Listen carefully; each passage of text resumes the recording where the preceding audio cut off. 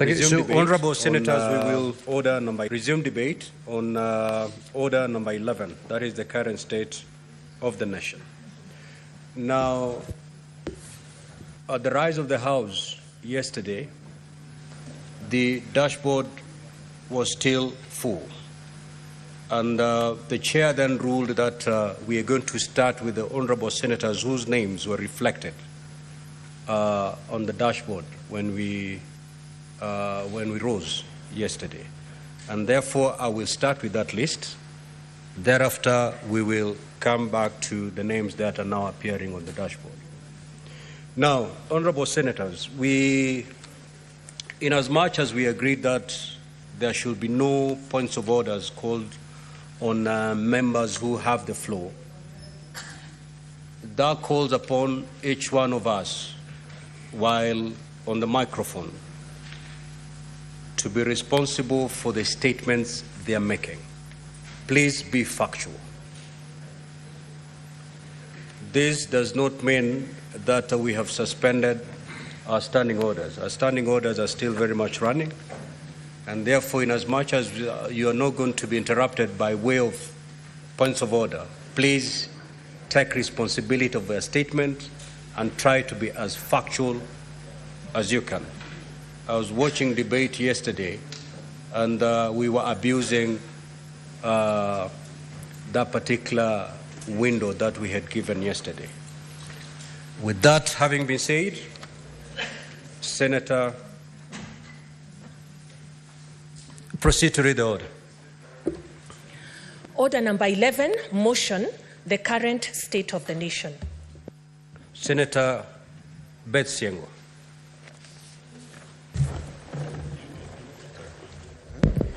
Thank you, Mr. Speaker, for giving me this opportunity to speak to this motion. I stand to support the motion on the current state of the nation. Mr. Speaker, allow me to pass my sincere condolences to the families of those who lost their loved ones, and also to wish quick recovery to those who are still in hospitals with the gun wounds and other injuries.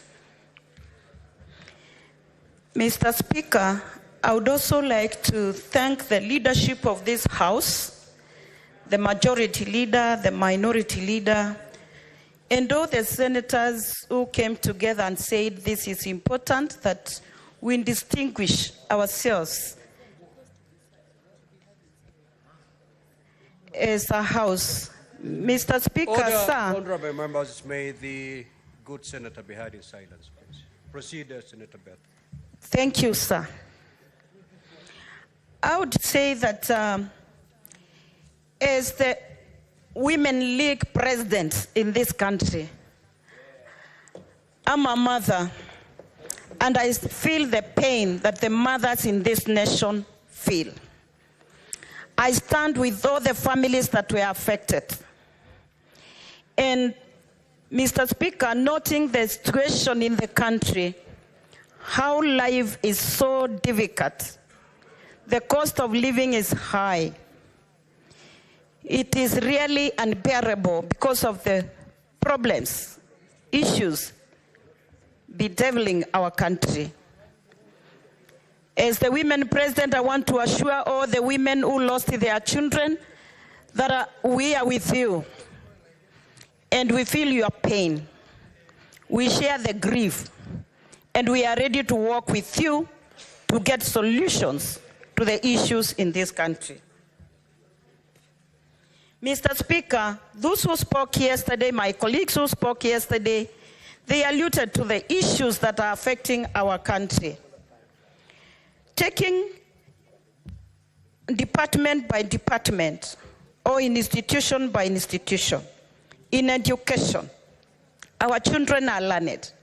Many are graduates from different universities, but they are jobless. They are tamarking. And looking at the education system in the country, there's a lot of challenges. Confusion in GSS teachers who are not employed. CBC curriculum that is not properly defined. Issues concerning how the new system is being implemented. Those are issues Kenyans are looking at.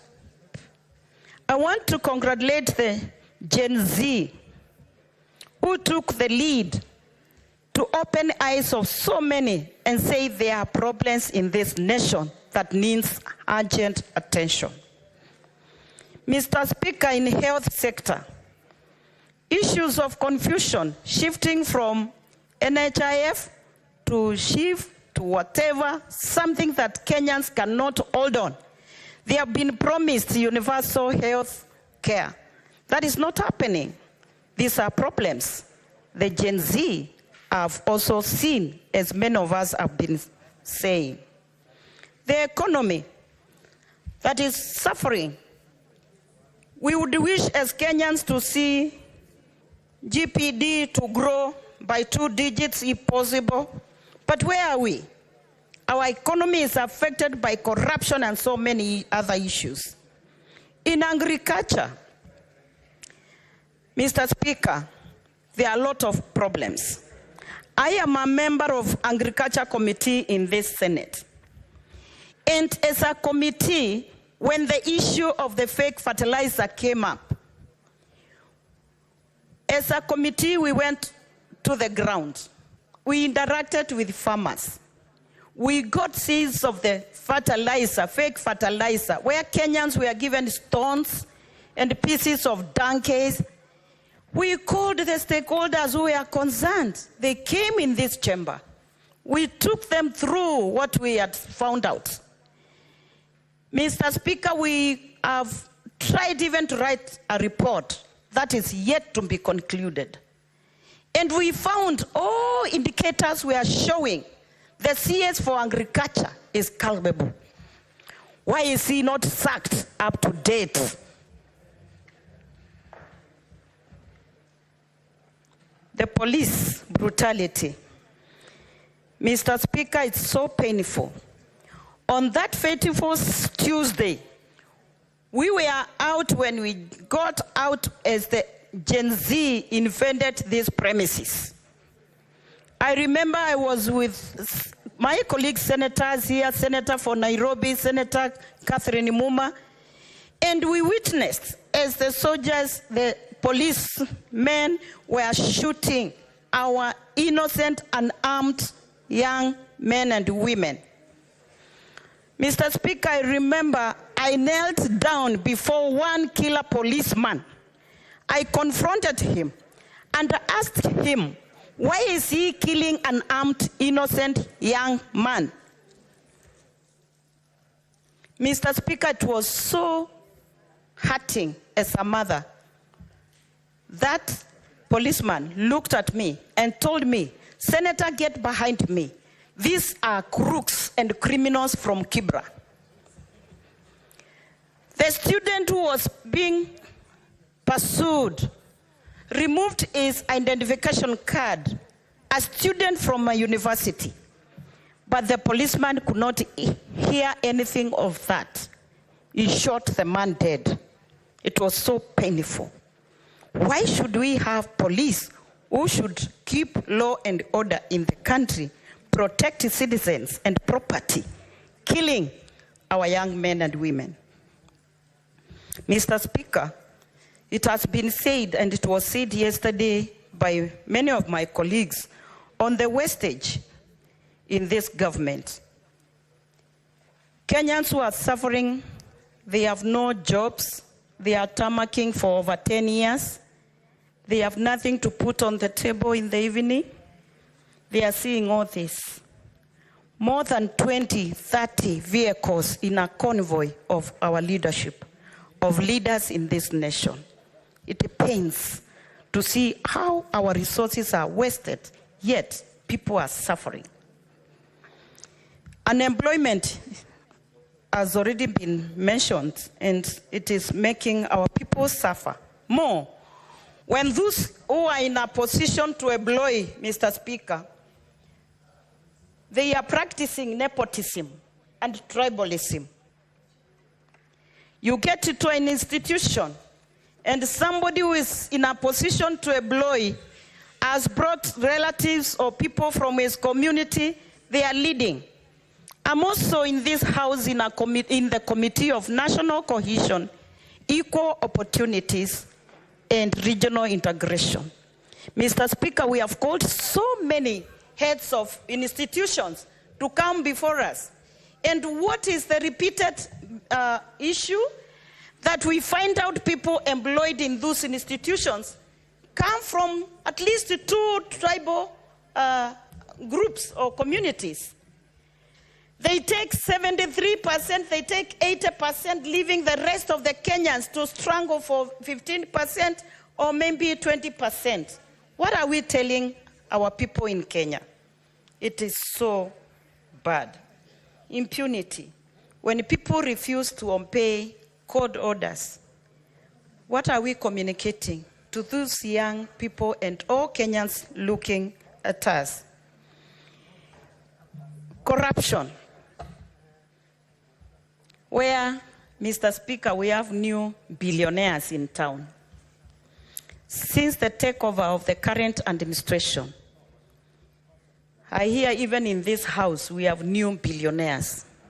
Where are the rest of Kenyans when you have new billionaires and Kenyans are suffering? And they are billionaires courtesy of corruption. Tendering processes, they are so skilled for specific people to make money. When a few are making money and a majority are suffering, what are we telling Kenyans? That Kenya has become like what we call the animal farm?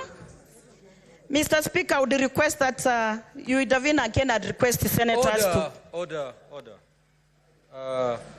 Senator Enoch and Senator Mogeni. The senator speaking. Kindly allow me to give my submissions, and you can continue conversing and making your arrangements. Proceed, Senator. Thank you, sir. Thank you, Mr. Speaker. Mr. Speaker, I was saying before I lose my point that corruption is so rampant in this nation, and Kenyans are looking at us and saying people are getting into leadership so that they may take advantage of those positions and make money. It is wrong. Kenyans are hurting when they see very few people who become billionaires, while majority or masses are suffering. Mr. Speaker, lack of inclusivity is very serious. As I have stated, where I sit in the Committee of Equal Opportunities, and we see Kenyans not given chance, they are not employed. When their employment positions or chances, they are given to people from specific ethnic communities. Mr. Speaker, my heart sank when I confronted one CEO of a certain institution in this nation. And when I asked her, why do you have only 2 tribes getting the big chunk of positions in this institution? She told me, sometimes, madam, we are under instructions. We are asked, when you do your employment or recruitment, you should know where the government belongs. Very sad. Mr. Speaker, when the leader of majority, who is now making noise with the senator for Nyandarua, kindly allow me to draw your attention, leader of majority. Yesterday you became an angel. I know you are born again. You are a new brother in Christ. I really appreciate that, majority leader. Kindly allow me to draw your attention that yesterday, or when we were conversing about this, you gave direction that as we speak of the problems and the issues affecting the country, we should also make proposals of what we think should be done to move Kenya forward. Allow me to start by saying, although I know many said it, but I would say the president may be well-meaning for this nation, but he has missed the mark in getting wrong people in good positions, those who should serve this country. Mr. Speaker, my first proposal is to request the president, in all due respect, to sack incompetent CSs. Those who have failed this nation, those who are carrying letters to funerals, to public rallies, and dishing out employment letters as if the rest of Kenyans do not need employment. And many those who have also meant us to get fertilizers, which is fake, and other evils. Mr. Speaker, my second one would be to request, if it is possible, not to have ghost workers in this nation. When I hear of a position like Prime Cabinet Minister, unconstitutional, I would declare that he is a ghost worker, drawing salary from Kenyan taxes. Unconstitutional offices should not be funded by public funds. To curb corruption, Mr. Speaker, is my third proposal. Let us be truthful. Let us be truthful. Let the government be truthful and stop those who are corrupt. Let us see serious action taken, people put to jail. When prominent people are put behind the bars, then people will fear, others will fear to practice corruption or to do corruption. Mr. Speaker, I would request, is it possible in this country, and I know I have lawyers in this house, to have designated areas for picketing? Because issues will be happening in this nation. And constitutional Kenyans are allowed to picket and to demonstrate peacefully. Can we have designated areas where people can picket? It has been done elsewhere. Can it be done in Kenya, Mr. Speaker? I would also request, is it possible because of police brutality to have retraining of our police officers to know how to handle demonstrators, especially peaceful people who are demonstrating peacefully, like the Gen Z was doing, only armed with a bottle of water, a flag, and their phones? Why should they be killed? Mr. Speaker, if not to retrain our officers, can we have a special unit to deal with the maandamano in this nation so that we don't witness bloodshed? Mr. Speaker, if the president, to me and to what we are saying, let him sack the Inspector General of Police. Or if Koome is patriotic enough, let him resign now. Senator Beth Siango, just hold. Can you pause her time, please? Is there a senator listening to some video through their phone? Senator Boni, you're totally out of order. Totally out of order. I'll just give you a caution for the day. Proceed. Thank you, Mr. Speaker. Before I was interrupted by the majority whip, Senator Boni Alwale, I was saying that if Koome is patriotic enough, he should resign today because he has failed this nation. Mr. Speaker, my other proposal would be respectively asking the president to continue listening to Kenyans. It is important to listen. and not to display tendencies of dictatorship or arrogance. Kenyans are watching. He should be the unifying factor of this nation. All Kenyans, those who voted for him, those who did not vote for him like me, we want to have him as the father figure of this nation, and he should lead all of us, but not to dictate, Mr. Speaker. Mr. Speaker, my other proposal would be, if possible, let institutions of this independent to be independent institutions. We don't want to witness state capture of National Assembly, state capture of the judiciary, state capture of legislation. Please, let's have independent institutions work and actualize their mandate as independent institutions in this nation. Mr. Speaker, I would propose also, if Kenyans are going to be taxed, can we see the work that money is doing? Why should be people, Mr. Speaker, I can see and hear the voice of Senator of Busia competing with my voice. I don't know what is happening, Mr. Speaker, sir. Senator Omtata, you're interfering with the flow of thoughts of the senator. Thank you, Mr. Speaker, for protecting me. Let the rule of law be followed, Mr. Speaker.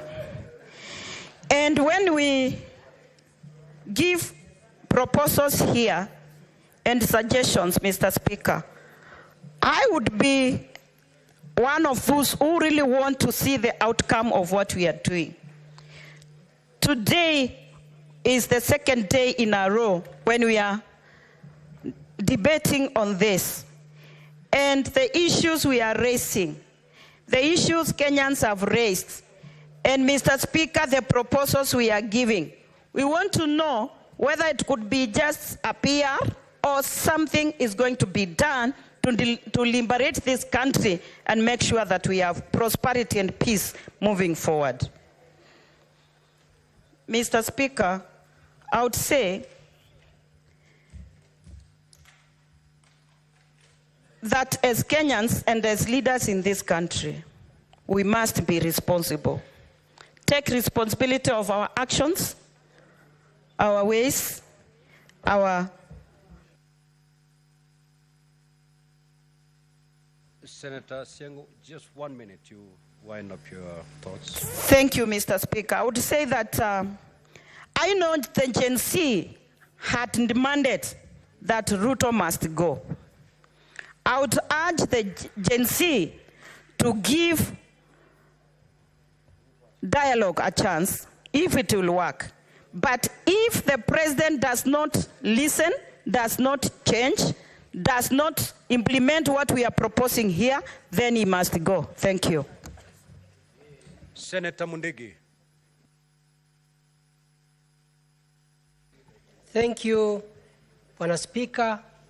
Yangu ni kuunga mkono mazungumzo ambayo inaendelea hapa katika nyumba kuu ya Senate, na kushukuru sana Bwana Speaker ambaye majority Cherioti ambaye ailileta jana ndio tuzungumzie kuhusu Kenya yetu. Tukiwa hapa tuko county 40 ambaye imeakilishwa na Senator 67. Kwa hivyo naunga mkono nikisema majority kutoka jana na siku zile zingine kidogo, ukielewa hivyo kutoka leo, miaka ambayo itakuja utakuwa ukionekana pale kwa serikali ya juu. Miaka ingine itakuja. Ya pili, Bwana Speaker, ni kupeana rambirambi zangu kwa wale vijana ambaye waliaga dunia, walikufa wakati wa maandamano ya Gen Z. Na pia Bwana Speaker, ilikuwa ni kilio kubwa sana kwa sababu familia zingine wengine walikuwa wasema hawana familia zao, hawana wazazi, pia hawana mtu yote anaweza kuwasaidia. Pia ni vijana ambaye wale waliaga dunia tuliwaona si kusema ni wa kaunti moja, ni wa kaunti nyingi. Kwa hivyo nataka kusema nikiwa senator wa Embu County pamoja na Embu County na peana rambirambi yangu zangu nikiwa nimetoka Embu County. Bwana Spika, ya pili nataka pia kusema ni pole sana katika kaunti zote ambacho zile zimekuwa na hiyo maandamano ya amani, lakini baadaye vijana wengi wetu ambaye waliweza kuwa na mikono imevunjwa, miguu imevunjika, wakapata shida nyingi sana wakati wa hiyo maandamano, kwa sababu ilikuwa nifute nikuvute. Ilifika pahali ikawa kama ni maandamano, ikawa sasa ni mambo ya wizi ya wale watu ambaye waliingia. Sasa ikawa maandamano inaleta shinda ni askari na vijana wetu njenzi, na pia na wale watu walikuwa wataka kupora mali. Na hiyo mambo sana sana ilikumba kaunti ya Mombasa, kaunti ya Migori, na pia Kisumu, na pia Nakuru, na pia hapa Nairobi, na pia sana katika kaunti yangu. Kutoka siku hiyo mimi sikuweza kwenda Embu County. Naambia watu wa Embu County ni pole sana, kwa sababu yale yalitendeka Embu haijai kuonekana. Kwa sababu Bwana Spika, miaka 10 sisi tumekuwa devolution ya ile pesa tumekuwa tukipokea imekuwa na shinda, kwa sababu ilikuwa matapeli wale walikuwa wakiongoza. Na wakati wa hii serikali ya Kenya Kwanza, mimi nilichaguliwa na mwananchi nikuje nimwakilishe na nikatafuta amani. Ndio kwa sababu tunasema watu wawili wawezi kutembea bila kuelewanwa, na sisi senator na governor na wale viongozi wengine tukasema tutaenda para moja. Sasa mambo ya ajabu, wakati tunaendelea kuvuvua uchumi wa Embu County, wale watu walikuwa na nia mbaya ya hiyo maneno, walitoka kona zingine nje ya county. Pia mambo ya ajabu, pali governor amejenga ofisi akarinoveti na ile pesa wakaenda wakaweka moto. Mambo ya ajabu, wale watu hawakuwa na adabu, hawakuwa na hata na heshima na kaunti ya Embu, kwa sababu hata magari ambaye ya watu wale wanafanya kazi kwa county government ikawekwa moto. Sasa tukasindwa, wale watu hawakuwa na wakati wa ile mambo ya budget ya kusema ndio au la. Hata kaunti ya Embu County hatukuona hata governor yoyote alienda kusema yes or no. Ni kwa hiyo ikaonekana ni shinda, na tukawa nawaambia ni pole sana, najua mambo tutarekebisha, lakini nataka kuambia kwa huzuni. Ile pesa tulikuwa tunatarajia ukuja itoke kutoka tarehe 1. Sasa mambo ya ajabu Bwana Spika, haitaenda kufanya kwanza kazi, itaenda kutengeneza ile ofisi. Kwa hivyo sisi watu wa Embu County tumerudi nyuma sana. Nikirundia hapo tena nikiongezea kwa Embu ya County, wale matebeli tena, wale watu walikuwa wamepanga ile mipango, walifanya makosa, wakaenda wa KRA wakaeka moto. Ile ni ile usuru yetu. Pia nataka kusema kitendo walifanya kikubwa sana katika Embu County. Ile Bwana Spika nilisema nitanyamaza, na nikasema ni kuomba. Mambo ya ajabu, walienda kwa shule inaitwa Kenyatta, shule ambaye inaitwa Kenyatta School, ambaye ni ya watoto wasiojiweza. Wengine wana macho, wengine wana unakuta ni shinda usiku ya marare wa manane wakaweka moto. Sasa nikasindwa, hii ilikuwa maandamano ama ilikuwa ni mambo ya wizi ama ilikuwa ni maandamano ya aina gani? Kwa hiyo nataka kuambia watu wa Embu County wote, tuko sub county ile, ni pole sana. Bwana Spika, ya pili ni kusema katika Isaia 1:18 inasema watu wawili Bwana Spika wawezi kutembea bila kuelewanwa. Na pahali nyingine akasema njoo tusemesane. Nataka kuambia senators, parliament, na pia jensi na watu wote na makanisa, tuweze kurekebisha nchi yetu ya Kenya kwa sababu ya ile mambo imefanyika. Na angeomba kutoka leo na jana na siku zile zingine, kila wakati yote tunataka kukumbusha viongozi wote, aidha ulipatiwa kiti na rais ama ulipatiwa na nani ama ulipata kazi. Nataka nikwambie ulikuwa na bahati kupata hiyo kazi, kwa sababu kulikuwa na watu wengi wa kufanya hiyo kazi, lakini umepata hiyo kazi kwa bahati, kwa hivyo ukishukuru Mungu. Kwa hiyo nataka kuamaanisha Seneti, sisi wote na Gen Z na wale wengine, nikiambia Gen Z, tumesikia kilio chenu. Bwana Spika, nataka kusema mpaka tuelewane, tukae pamoja ndio tuweze kuvua uchumi wa Embu County. Bwana Spika, nataka kuongea mambo ya vijana wetu wale wa Goma. Nataka kuambia wale vijana wetu wale wa university, wa secondary school na kila kona zote, tunajua wako na elimu ya kutosha na kufanya kazi yote katika nchi yetu ya Kenya. Nataka kumuomba tu mguswe na Mungu ambaye ni Mungu wa Ibrahimu, wa Isaka, wa Yakobo. Tunaamini ni Mungu mmoja.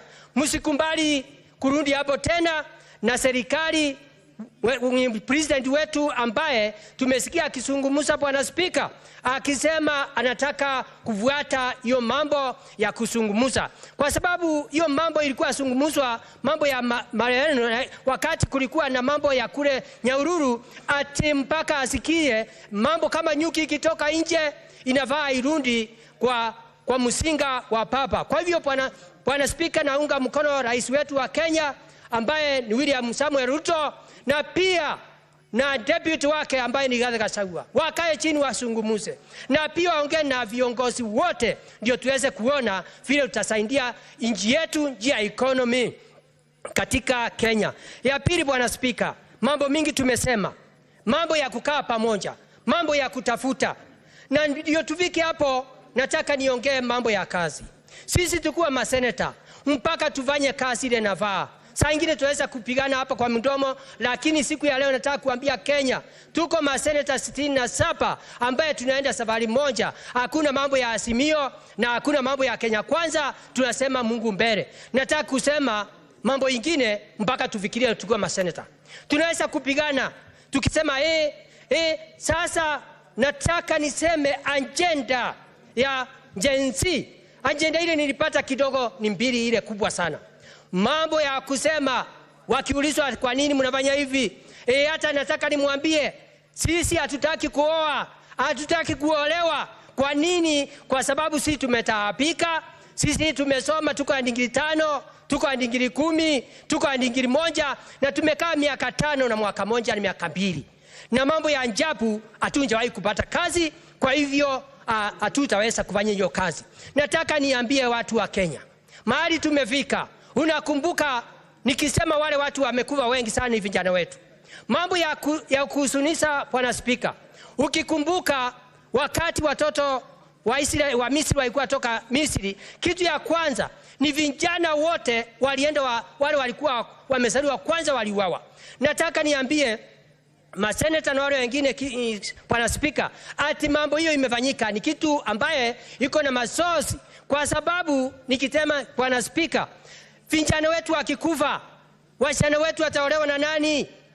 Wakimalizwa ama wakijimaliza na dawa za kulevya na ile vitu vingine.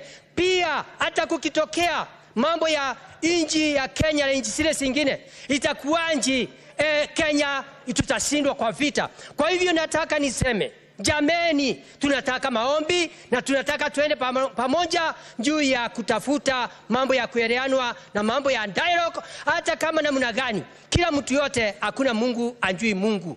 Tunataka tukae pamoja, Bwana Spika, tusemesane mambo ya kusaidia yule vijana wetu. Tumesema mambo ya kwanza ilikuwa ni mambo ya kuoa. Mambo ya pili ile kuwa kubwa sana ni mambo ya kusema hakuna kazi katika nchi yetu ya Kenya. Kuko tukitaka vizuri, na kwa sababu rais wetu na wale wengine wote wamekubali kukaa chini, na rais ameapa kusema ako tayari kusikiza mtu yote. Kwa hiyo njenzi na muomba msikubali kwenda kwa barabara tena, na kilio yenu imesikika katika mbinguni na katika hapa dunia Kenya. Ya pili nikisema, Bwana Spika, mambo ya kuelewanwa. Tukielewanwa, tukifanya mambo ya kuangalia hawa njenzi watapata kazi namna gani. Ni mambo mingi tumeongea hapa katika hii Senate nyumba kuu, ambaye hatunjatoa mambo vile tutafanya. Wengine wasema watu wavutwe kazi, wengine wafanywe nini. Mimi hiyo siungi mkono. Ile inaweza, kwa sababu unaweza kuvuta kazi mtu, na pia hakuna mambo ya kuangalia kazi namna gani. Hata ukimbakia na watu 5 Kuna watu wengine wambaya, hata kama katika Biblia kulikuwa na watu kama Judas na alikuwa peke yake na akaharibu mpaka ikalete shinda katika ulimwengu. Sasa nataka kusema Bwana Spika, tukitaka vizuri mpaka tuanje kazi kwa wizara ya ambaye ni ya CDF, ambaye kila constituency iko na pesa nyingi. Tuweze kuangalia, kuna vijana wanataka kufanya kazi katika masinani, wanavaa kama kazi ya kujenga, ile kutumia ile pesa, na pia hawana pesa ya kufanya kazi. Tungeomba serikali ya Kenya Kwanza, wale njenzi kutoka sasa, waheshimiwa wote katika Kenya mzima waweze kuifanywe yaangaliwe kuonekane ile 30% ambayo inasema jenzi ama vijana na wasionjiweza ama hiyo kitu wanapata, na kama wapati waweze kupata. Hiyo ni kitu ya kwanza ya kuangalia kazi ya hawa jenzi. Kitu ya pili, Bwana Spika, tukitaka kuwasaidia vijana yetu katika county, tuko county 47 na tuko na wizara 10 na siko na mambo mingi. Bwana Spika, ningeomba magavana wote waangaliwe vile itakuwa na mambo vile wamekuwa wakifanya kazi. Mtu yote kwa county na kama kazi yake imesembea, watu waweze kupelekwa, wengine wale wameimba pesa wafanyikazi wapelekwa kotini, na pia wale wengine wavutwe kazi, ndio watoto wetu waweze kufanya zile kazi, kwa sababu wako na usunja na uelevu wa kisasa ya kufanya kazi. Pia tukitafuta kazi nyingine ya tatu katika national government, tumesikia rais wetu mpenda kila mtu wote na amekubali kunyenyekea mambo ya NEA, National Employment Authority. Tunamuomba aendelee kuweka hiyo mkazo, ndio tuonekane vijana wetu. Kama tunajua mimi ni committee member walipa, tukianza miaka 2 imeisha, kulikuwa na shinda kule ambayo vijana wetu walikuwa naenda, walikuwa na shinda nyingi, lakini sasa serikali imetenga hiyo department na itakuwa na mambo zake. Ningeomba rais wetu, watoto wengi wanasema wana passport, watoto wetu wanasema wana kitambulisho, hao watoto wote kuonekane kama ile pesa imetengwa ya CDF ikatwe kidogo, ndio iweze kupatia hao watoto passport, kwa sababu wanasema wana pesa, na ikatwe kidogo waweze kupata vitu zote ambazo itaonyesha hata kupimwa na hata kila kitu, ndio hao watoto tuweze kuona within miezi kidogo kama watakuwa wakienda huko nje. Bwana Spika, naunga mkono hii kitu. Ningeomba tukitafuta kazi kwa watu wetu, ningeomba ministry, tuko na wizara 21 ya serikali, ifanye upelelezi ionekane kutoka huko juu na mpaka chini, kazi namna gani kutoka chini mpaka juu, ionekane kazi iko namna gani, na kama mtu amesembea kazini aweze kutimuliwa, na wale wengine wamepora mali ya watu waweze kupelekwa kotini, ndio sasa kuwe nafasi ya wajenzi wafanye kazi. Bwana Spika, nataka kusema ukweli, huwezi kusafisha kikombe ndani na nje imeharibika, iko na uchafu. Ningetaka kusema katika seneta hii, seneta 67, tunavaa tusiweze kuwa tunaonyesha kidole kwa mbunge, kwa wale cabinet secretary, kwa president, kwa deputy, kwa wale wengine. Kitu ya kwanza, Bwana Spika, ningeomba tuanze kwa hii seneti ya Kenya ambayo iko seneta 67, tuko county 47. Nataka kusema hivi, nataka niulize sisi kwa roho zetu, wakati tulisaguliwa tukiwa maseneta, tuliletwa hapa tuwe tukiangalia vile tunafanya kazi. Tuko na komiti 10, wengine komiti zingine Bwana Spika ni watu 9 komiti, na wengine hawajaonekana. Unavaa ujiulize uletwa hapa kufanya nini? Kutoka Jumatatu, nataka kuambia JNC seneta wote wanavaa kutoka Jumanne, Jumatano na Alhamisi wanavaa wewe kazi. Nataka makaunti muulize au magavana na maseneta wanaangalianga kazi namna gani. Kwa hivyo nataka sinda sote tuanze hapa, na vitu zingine tunafanya kaunti namna gani, ndio tuweze kuenda kwa wale wengine. Pia ukienda ile nyumba ya MPs unakuta mara mingi mtu anaonekana wakati wa mwisho ndio akuja kuvoti. Muulize hao watu wanafanya kazi gani. Kwa hiyo nataka kusema mambo ya kusemana pamoja, naunga mkono kwa hii maneno, na ninajua tukiweka Mungu mbele, Bwana Spika, mambo ya Kenya tutaenda mbele, na hapo ama mambo yote, utakuta hiyo kazi ikipatikana, uzuri ya county na uzuri ya national government, na pia mandeni tuko naye katika Kenya hii,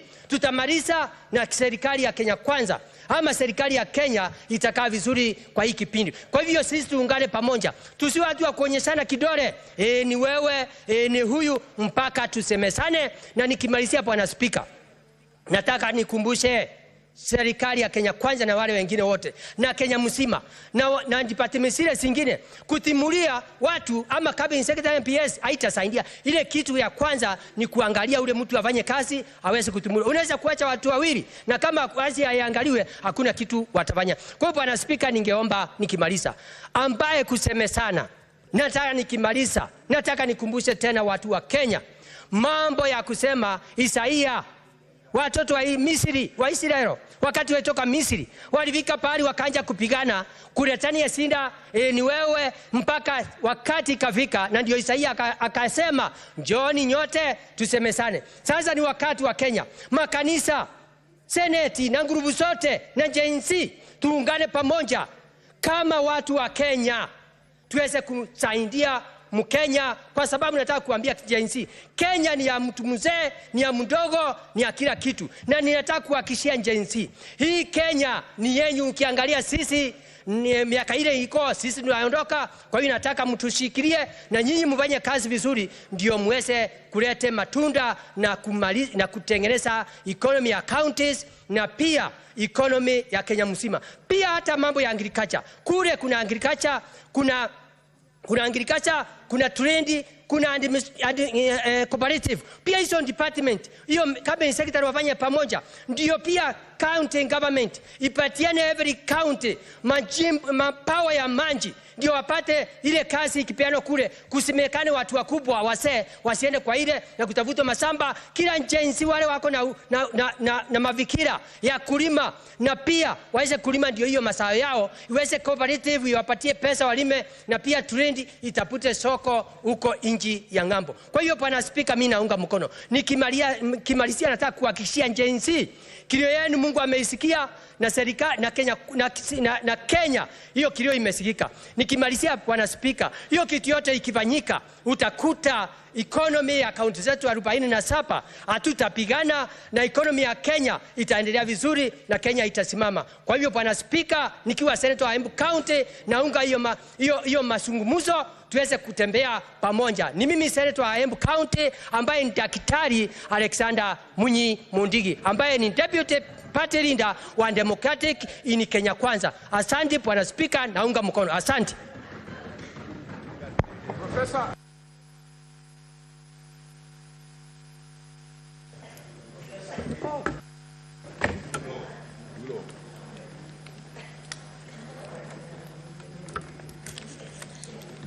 Thank you, Mr. Speaker. Mr. Speaker, I wish to join my colleagues in supporting this particular motion. I believe it is long overdue, but I think we are there. Mr. Speaker, I must take this opportunity to give my condolences to the families that have lost their dear ones. We have lost great leaders. Some people say youths are future leaders. They are not future leaders. From what happened last week, they are leaders of today, Mr. Speaker. I must accept that. Secondly, I wish to wish well those who are in hospitals to have quick recoveries.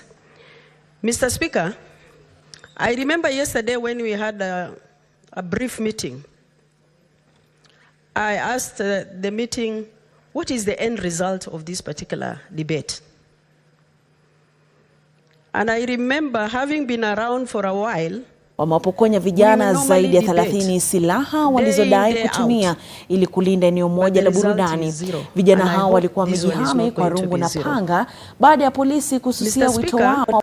Maafisa wa polisi eneo la Kitengela, kaunti ya Kajiado, wamewapokonya vijana zaidi ya 30 silaha walizodai kutumia ili kulinda eneo.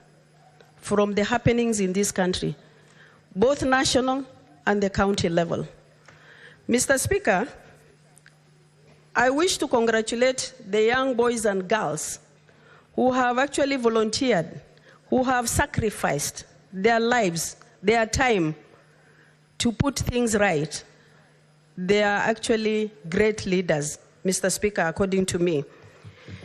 Mr. Speaker, I remember there were several challenges on that particular Tuesday where people were running for their lives. I have watched a very serious young girl on a YouTube last evening where she was actually confronting a police officer and telling him, do whatever I want to do, but I'm here for the right of Kenyans, I'm here for my right. She must be a hero, and I hope her name is called Shakila. She's a great leader and she's a hero in this country. Congratulations, Shakila, though I don't know you. And the rest of young boys and girls who have volunteered.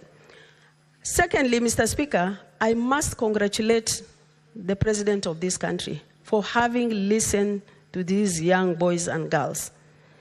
If he actually didn't return back that particular bill to the National Assembly, we would have been in a different situation in this country today. I think, Mr. Speaker, we need to look at our neighbors. South Sudan, North Sudan, Somalia. Those are the countries with very few tribes. But in Kenya, we have 45 tribes. If for any reason that we turn against each other, I'm telling you, we'll finish each other within a week or even less. But may God forbid that, Mr. Speaker, and that is the reason why we should actually congratulate and be happy for whatever has happened. And the head of state actually agreed to listen to us and also to the youths of this country, Mr. Speaker. Mr. Speaker, from the happenings, I believe we must do a lot of consultation whenever we make a decision. Because if we don't consult each other, if we make decisions unilaterally without consulting, then we'll see what happens from what happened on Tuesday and the years to come, Mr. Speaker. Mr. Speaker, those youths who are actually on the road as a result of frustration, depression, they are our kids, Mr. Speaker. Most of them, especially in our counties, you will see they are into drugs. Mr. Speaker, in Kenya today, if you look for a job, employment, there are kids with even PhD. There are kids with masters. There are kids with actually the first degrees. Mr. Speaker, unless you pay certain token, you will not get a job in government offices. And I think those ministries need to be overhauled. We need to tell each other the truth, Mr. Speaker. There is no merit in actually one getting a job. That's why those kids were actually frustrated and annoyed with us leaders. Mr. Speaker, you look at the budget of this country. When you look at the budget, it is brought to the House, both National Assembly and the Senate. We pass those budgets. The 85 that is left at the national level, Mr. Speaker, you don't know how it is spent. You don't know how it is implemented, even the projects that are there. You are either politically correct or not, Mr. Speaker. You are either influential or not. You either have a population or not, Mr. Speaker. Everything is actually looking at the future of politics of this country. Where are we heading as a country? Because if I don't support the government of the day, automatically I will not get development. That is the position in this country, and we need to correct that, Mr. Speaker. Mr. Speaker, when the current government leadership or executive came into office, I visited several offices to find out the kind of projects that are going to be implemented in my county. I went to a certain office and I was told the project in this area is complete 100%. And I asked the PS or the cabinet secretary, are you serious when you are saying this project is 100% complete? And I was there the other day. Mr. Speaker, you can imagine a project that is done 40%. What is in a government office is 100% complete. In certain instances, those projects are not even there. So what I'm saying here, Mr. Speaker, is that we need to look at the way we are carrying out ourselves and actually even sharing the national cake. Those who are at the national level, you need to go down and see what is happening or how those projects are being implemented. And again, how those projects are actually benefiting the areas and the communities that are intended to be supported. Mr. Speaker. Mr. Speaker, let me come back to this house. I've been around for a while. I was in the first Senate. I was in the second Senate. But the current happenings, we must call a spade a spade. You can actually bring a statement to this house. It takes 6 months for a committee to look at it and give you feedback. Mr. Speaker, you can imagine I'm being confronted even in certain committees.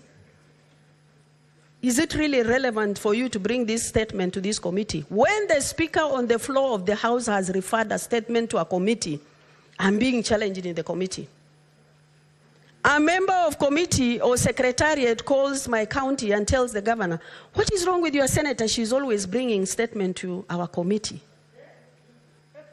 Mr. Speaker, I think when we correct others, we should also correct ourselves. We should correct ourselves. There is a lot of problem within our committees. Things are not done properly. I can enumerate committees where I have challenges in my counties. Up to now, Mr. Speaker, nobody has responded to those statements. And I don't want to embarrass the committees that I have statements before them. Sometimes you can imagine you are just send the response and nobody bothers how to deal with that particular statement. I wish we could go back to where we started in the first Senate, where responses for those statements are brought back to the House so that everybody can listen and understand those statements and even ask further questions, Mr. Speaker. So, Mr. Speaker, the reason why I am telling this House or ourselves, when we actually point fingers to other individuals or other institutions, we also have challenges here. We must actually correct ourselves. Mr. Speaker, going back to the counties, I have sat in the committees of the House from 2013 up to date. Mr. Speaker, when we are talking of national government, we should also talk about county government. Mr. Speaker, the budget we fight for here, Mr. Speaker, when it goes to the county, nobody wants you to talk about it. Nobody says senators have fought for this budget, so we should listen to them. Nobody understands the role of senators is not to carry out development, but to carry out oversight, Mr. Speaker. And that has to be made clear. Because you will see that you are bashed by governors also and members of parliament. I have brought this road. I have done ABCD. What has Senator done for you? Those are the issues we need to ask ourselves. How are we going to be felt as senators? I've seen people from yesterday's debate bashing Senate. Senate should be scrapped. Those debates we have had. But I think we must make a reality why we exist as a Senate, Mr. Speaker. I sit in Public Accounts Committee where, Mr. Speaker, you will see that all the counties have gone above the 13% ceiling of employment. Every governor comes in, he will recruit 200, 300, 1,000, and nobody is questioning, Mr. Speaker. Development is not taking place, Mr. Speaker. Mr. Speaker, for example, my county, 50% of the budget in the last financial year, this actually finished financial year, has not been spent. When you have pending bills in the counties, people are suffering. They have supplied counties. You go to the controller of budget, requisition is made, Mr. Speaker. That requisition comes with the name of Fatuma Dulo. But when it goes to CRF, is another person who is paid. Maybe Senator Kajwang is the one paid. These things are happening, Mr. Speaker.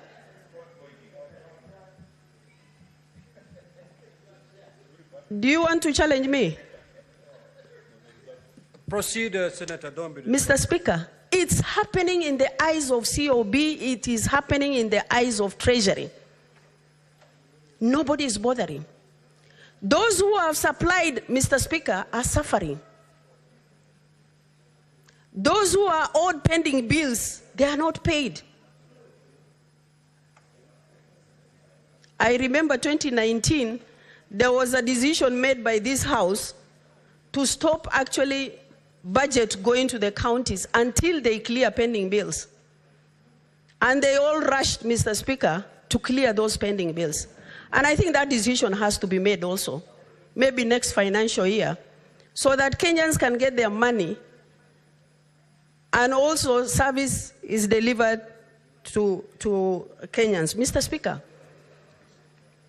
if I may look at my county, yesterday I moved a motion to stop budget going to Isiolo County. I was not a fool when I actually drafted that motion. We have instances, I remember 2019 or even 2015, I think Senator Khalwale also tried one time.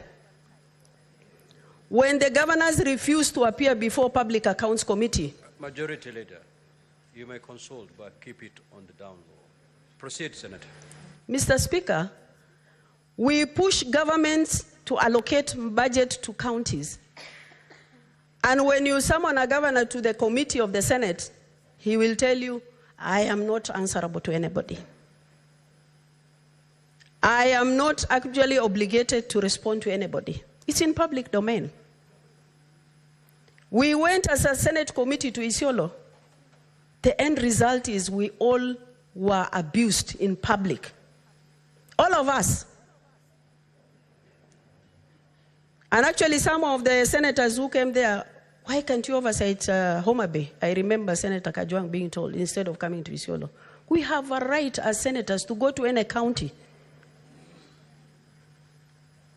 I thought I have 20 minutes, Mr. Speaker.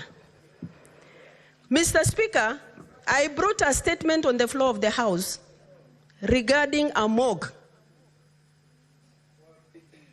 Up to date, that morgue is not operational. The governor refused to appear before Health Committee. Mr. Speaker, after the committee has issued a warrant of arrest to order to DPP and IG, the governor rushes to get a court order to stop committee of the House operating. And we need a ruling from you, Mr. Speaker. I have never seen where a governor can stop decision of particular committee. We had a P committee where actually Senator Olekina was abused in a committee. And banging of the tables happened. What kind of respect do we have? There are no structures in those counties, Mr. Speaker. I'm not talking about Isiolo only. If you look at the budget forums are not working. Supplementaries are carried. Members of public don't know. Mr. Speaker, I think we need to have a serious discussion as far as the counties are concerned. Mr. Speaker, if I am allowed, of course the law allows 50% to stoppage. We must actually have a lesson learned by certain counties that are disrespecting this particular House. There must be consequences. Because if we don't have consequences, like some guys in Isiolo Senate, where will Senate take us? We will come, listen to them, we take photos with them, see them outside the tent. That is the end of it. That is the story that is there in the counties, Mr. Speaker. We must be held accountable, Mr. Speaker. For example, Mr. Speaker, a county that is getting a budget of 5.2 million, it's recruiting 32 chief officers. 32 chief officers. And the governor says, nobody will ask me. He has over 20 advisors when the law allows only 3. 20. Every department has advisor. So what is the use of having laws in this country? It has no meaning. And I can see the kind of frustrations that these young boys and girls are going through. The demonstration we had here was similarly in my county, Isiolo. We lost some young boys and girls. Poleni sana. Mr. Speaker, after the demonstration, some youths are hired to confront the peaceful demonstration that were done by Gen Zs. Can you imagine a governor rushing and tweeting and saying, Fatuma wanted to ban the county office? Why would I ban county office? Can I assist him to ban evidence where he has misappropriated funding? Why would I? Mr. Speaker. Mr. Speaker, we have a lot of challenges. If this debate that we are carrying out today will solve the kind of problems we have, both nationally and at the county level, Mr. Speaker, then we have something to smile. And I will advise Gen Zs, yes, you have made noise. Yes, you have been heard. Put your structures in place to hold everybody accountable. And I must congratulate you today, we didn't have demonstration. Congratulations. But come together and make sure that whatever you have actually listed down have been implemented. Mr. Speaker, we have a lot of challenges. I don't see why we should even allocate money to counties. Our mothers today are carrying drums of water on their backs when we have budgets, Mr. Speaker.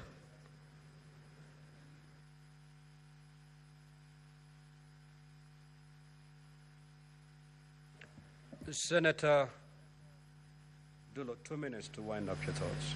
Mr. Speaker, most of the kids in my county, they're actually learning under trees. What happens when it rains?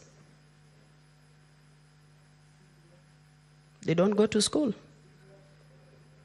Mr. Speaker, hospitals, there are no dispensaries that are operating, no drugs, no ambulances. Our mothers are dying on those rough roads trying to get service delivery as far as health is concerned, Mr. Speaker.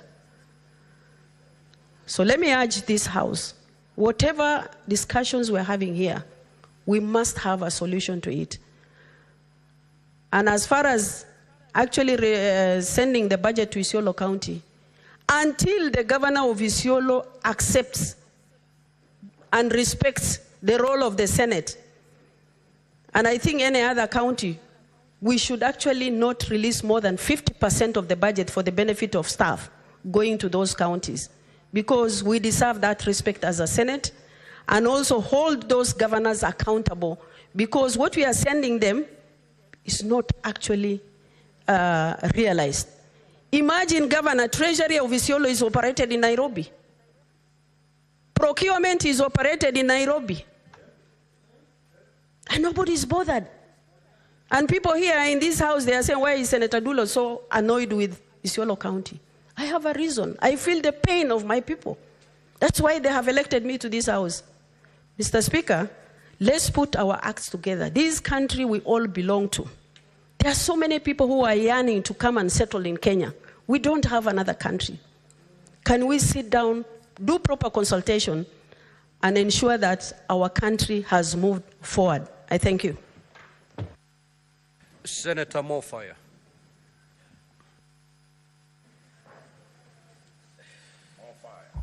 Thank you very much, Honorable Speaker. Let me start by thanking the brains behind this motion, the leadership of this House from both divide, including Senator Wambua, who really came up with this idea of having to address the affairs of this nation after having some few instances in the last 2 weeks or so.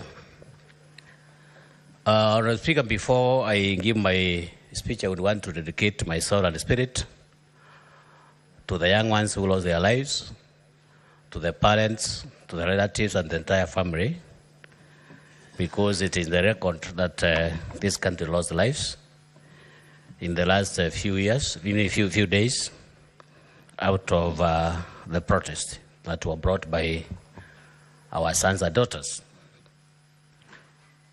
Honorable Speaker, I want to convey my gratitude and greetings from Tharaka-Nithi to the majority leader of this House, to Senior Kalwale, to Sifuna, because I've received several messages, even to you, Honorable Speaker, because I've received several messages and calls from people from Tharaka-Nithi, congratulating each one of you for fighting it very necessary to make sure that we have a counter address, because the sentence now is a slap for this country. We have been celebrated across the board, and people are saying this is the Senate that we really voted for as per the Constitution. We have really redeemed ourselves, and we have restored our sanity as a House. Honorable Speaker, I belong to Kenya Kwanza government, having been elected Senator for Tharaka-Nithi by majority votes in the last elections. Honorable Speaker, I'm happy that this House has disregarded party affiliations and decided to confront issues without having to say you come from Kenya Kwanza or Azimio for that matter.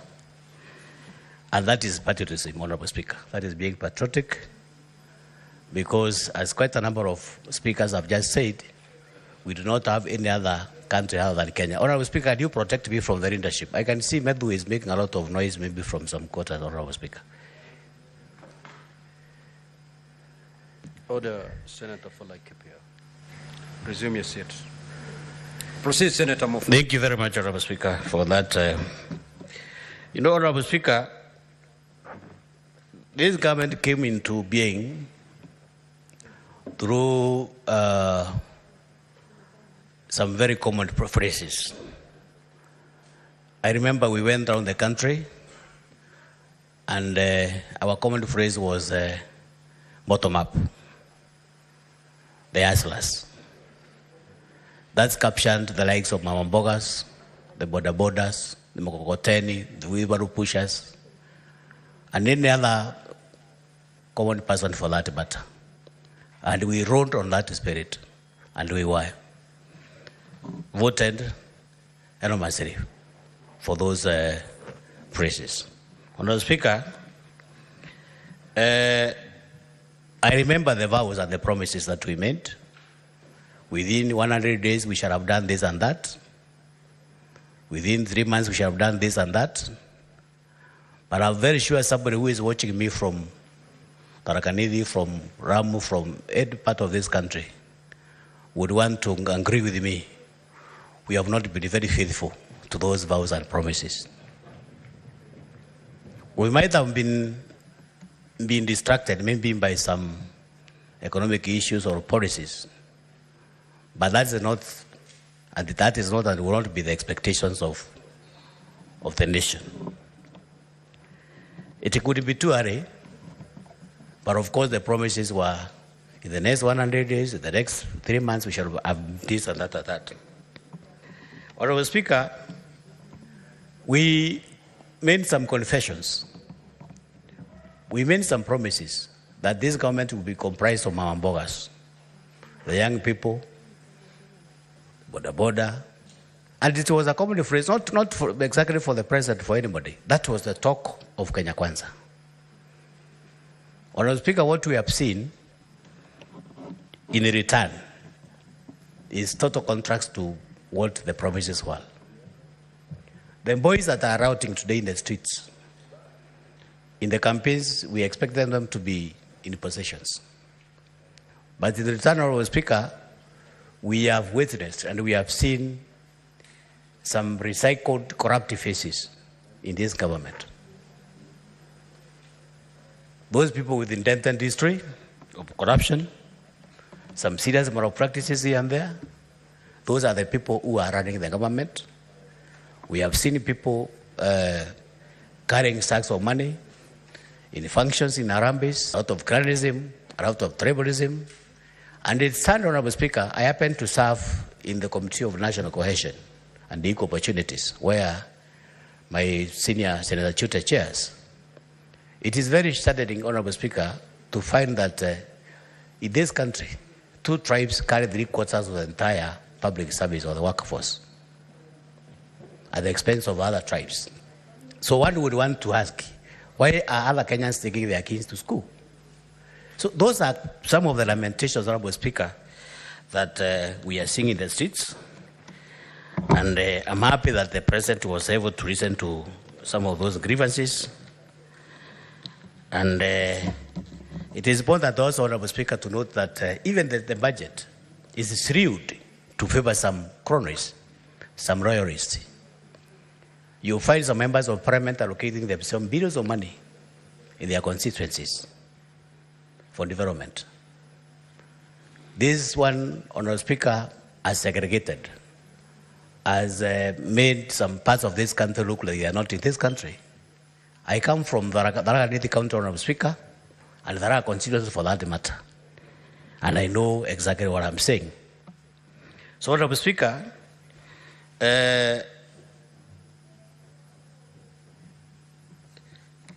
Kenyans put this government in power with great expectations and remained so that their lives maybe could remain better. But of course, the intentions could have been very good. But of course, Honorable Speaker, up to now, those of us who frequent their localities every weekend, you bear me witness that we face a lot of problems with our mothers, with our fathers, with our common rural folk, seeking for school fees, seeking for medication, seeking for any sort of assistance from those who are elected. It is not something, Honorable Speaker, that we can manage. This one displays some serious levels of inequality in the society. This is not Kenyans really expected once when they went into elections. Honorable Speaker, we chose, after forming the government, we chose to reward the friends and loyalties instead of competence in some cases, Honorable Speaker. That is why we have had some confessions from some prosecutors of this motion that there is a committee in agriculture. We sat down, prosecuted our case, and up to now, some of those non-corporates are still in office. This one, Honorable Speaker, is seriously eroding the confidence of the Kenyan people. Because, Honorable Speaker, there is no way Kenyans would want to be shuffled by a person who is dented and corrupt for that matter. And it's not only agriculture, Honorable Speaker. We have so many seen cases in this country where we do not have a serious resolve, maybe to fight corruption. We have created 2 levels of living in this country. We have the extreme people who have a lot of money. The haves, they don't even know where to take that money. They have bought so many things. They have bought choppers. They are going around the country with so much money. I would want even to recite what Honorable Garwari said. They are Sky team. They are out of us. Somebody would take a chopper from Nairobi to Thika. A 20 minutes drive. Because money is there. And I'm very sure this money belongs to Kenyans. whom we saw the other day demonstrating in the streets. So this hunger, Honorable Speaker, has been building in this country for the last maybe so many years. But I'm happy, Honorable Speaker, that our young people woke up from both levels of psychopathy, the hypocrisy, and the fallacy, that we are supposed to do exactly what people sent us here to do. Honorable Speaker, the government overlooked quite a number of cancerous aspects in our nation, such as corruption, tribalism, and impunity. Honorable Speaker, the other day, not even the other day, today, Honorable Speaker, in Kenya today, you can do anything as far as you are politically correct. You can walk and do anything that is supposed to be done, including crime. You can kill. We have seen even some of us shooting people dead and then go scot-free because you belong to this section of the government. So I think, Honorable Speaker, it is the high time we restore and install and make sure that we are equal before the law. And some of those things, Honorable Speaker, is why we're having our youth go to the streets and make some serious demonstrations. Honorable Speaker, even the budget, as the Judge said, is made in favor of some people who are connected to the system. Honorable Speaker, we have every right to thank our young generations for waking us from the deep shame of hypocrisy, psychopathy, and fallacy. Honorable Speaker, I'm happy that this government found it necessary maybe to halt the signing of the finance bill, which in the Kenyan understanding was not favorite to the voters. So, Honorable Speaker, I want to end up by saying that Senate, as it is claimed, is in glory, and I'm very sure this is the trend we are supposed to embrace as a House. Maybe in the future, this is the hope of this country, and the Kenyans are looking upon us to give solutions and directions. Honorable Speaker, I strongly support the motion, and I hope the recommendations that we are going to make are not just going to die, just like so many other things that we have been able to prosecute, and they have never seen the light of the day. So these recommendations that we are going to make, Honorable Speaker, I would request the leadership of this House and the entire House to make sure that we implement what we agree, and I'm very sure as a House, as a Senate, we are going to be the symbol of unity for this country. I support. Senator Kajwang.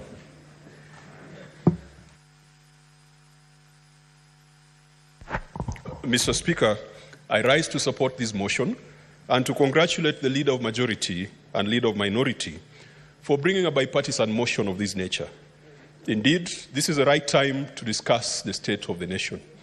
Mr. Speaker, let me first start by sending my condolences and the delegation that I lead to the 39 families whose children died in the last 1 week. The Kenya National Commission on Human Rights has told us that 36 were injured, 627 young people were arrested, and 32 have disappeared. Mr. Speaker, disappearances and extrajudicial killings have returned to this country, despite the promises that were made during the campaigns. I also wish to sympathize with the traders who have lost their property across the nation. Mr. Speaker, even though not related, allow me to take this opportunity to send my condolences also to the family of the late Joe Barage Wanjui. Those who know Joe Wanjui, he was a chancellor at the University of Nairobi. He is a foremost businessman in this country. And I send condolences because, Mr. Speaker, Joe Wanjui gave me an opportunity to join the financial services world. When I left the university, he never cared about my last name. He cared about my ability to serve. And Mr. Speaker, may his soul rest in peace, and we shall remember his sophisticated humility, which I have struggled to emulate. Mr. Speaker, last week when I was in church, the young people told me when I come to this house, I must read out Ephesians chapter 6, verse 12. For we fight not against flesh and blood, but against principalities and powers. The Gen Zs are not fighting against flesh and blood. Theirs is a fight against principalities and powers, rulers of darkness and wickedness in high places. Gen Zs don't want to kill anybody, even though we are killing them. We have snipers in this building to kill our young people. They are not fighting flesh and blood, Mr. Speaker. It is about wickedness in high places. Parliament, State House, City Hall, governors' premises, across the nation. It is wickedness in high places that the Gen Zs are fighting against. It was not even the finance bill, Mr. Speaker, that was the problem. The finance bill was a catalyst. All this started when we decided to force on Kenyans a housing law. In fact, it's a good thing that those young people came to Parliament, because we are the ones who passed a housing law and told the young people they can go to hell if they want. We are the ones who passed a health law, which nobody understands today. Mr. Speaker, those people who work for the National Health Insurance Fund, they have no certainty. They don't know whether they have a job. Leave alone a job, they don't even know whether they have a health cover. And yet they work for the National Health Insurance Fund. It was this Parliament that brought about that kind of wickedness, that many of our people today do not have health cover. Today, children in schools do not have health cover, something that we thought would be a constitutional guarantee. It was taken away, and this Parliament kept quiet about it. Mr. Speaker, the Gen Zs are fighting about the neo-colonialism that we are seeing today. When Kenyans are complaining about their government, the first person to respond to us is the American ambassador in PowerPoint presentations, telling us how our elections are free and fair, telling us how our president has been sent from God, and telling us that we are making the right decisions, that we should persevere. Gen Zs are tired of that neo-colonialism and double standards, laws that limited the rights and freedoms of persons of that orientation. And Uganda has now been denied funding. The Speaker of the Assembly in Uganda is being hounded out of office. She cannot even travel, Mr. Speaker. We do not want the double standards of neo-colonialists, and we pray that the Gen Zs in America will do the right thing. Mr. Speaker, the arrogance that we have displayed as a leadership, the tribalism that we have been expressing and calling it shareholding. Shareholding is nothing when it comes to national politics. It is pure tribalism. It is ethnic jingoism. It is ethnic chauvinism. And Mr. Speaker, we are talking here with Senator Omtata, asking ourselves, why do you need a voter's card when you already have a national ID? And that has been the system in this country, to disenfranchise certain parts of this country. We have been around through electoral processes, and we know that the registration of voters is a first step for rigging of elections. And Mr. Speaker, I want to ask the majority and minority leaders that in that motion, that we should push to ensure that in this country, once you have a national ID card, then you can automatically become a voter. Because I've heard the arrogant politicians, those who voted yes to the finance bill last week, saying that Gen Zs will not take them anywhere because, after all, they are not registered as voters. Once you are a citizen, you've got a right to vote. And we should not introduce additional bureaucracies in the name of registration of voters. The last time we did that exercise, this country spent 7 billion Kenya shillings on biometric voter registration equipment. Those are the areas where we could make savings. If we could take that 7 billion that I am sure that the IBC is going to ask for another round of voter registration, that amount of money can take care of the doctors, can take care of the junior secondary school teachers. Mr. Speaker, we have annoyed the Gen Zs by our fake religious fervor. The religious fundamentalism that is in this country, Mr. Speaker, where we go to churches, and then we say that the persons we vanquished are children of a lesser God, that the victors are the ones who pray to the true God. Today, Gen Zs have told us that the voice of the youth is a voice of God. Mr. Speaker, I've reflected and I've looked at what Wole Soyinka wrote. I think it was Soyinka who wrote The Trouble with Nigeria. And Soyinka said, it was Chinua Achebe. It was Achebe who did the Trouble with Nigeria. He said there is no problem with the Nigerian land, the Nigerian soil, the Nigerian air, the Nigerian water, the Nigerian seas and lakes.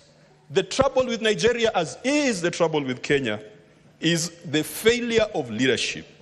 It is a cult of mediocrity. It is indiscipline and it is corruption.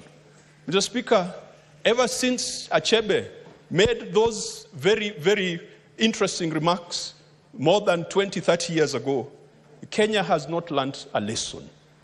I am so happy about this revolution that our young people have brought upon us, because it is going to change the architecture of our politics. Before, the people who mattered were the leaders and owners of parties. Today, the true bosses are the youngsters, the Gen Zs, our brothers and sisters, our sons and daughters. Mr. Speaker, I heard the president say that he wants to set up certain committees to go around the country to find out what the youth want.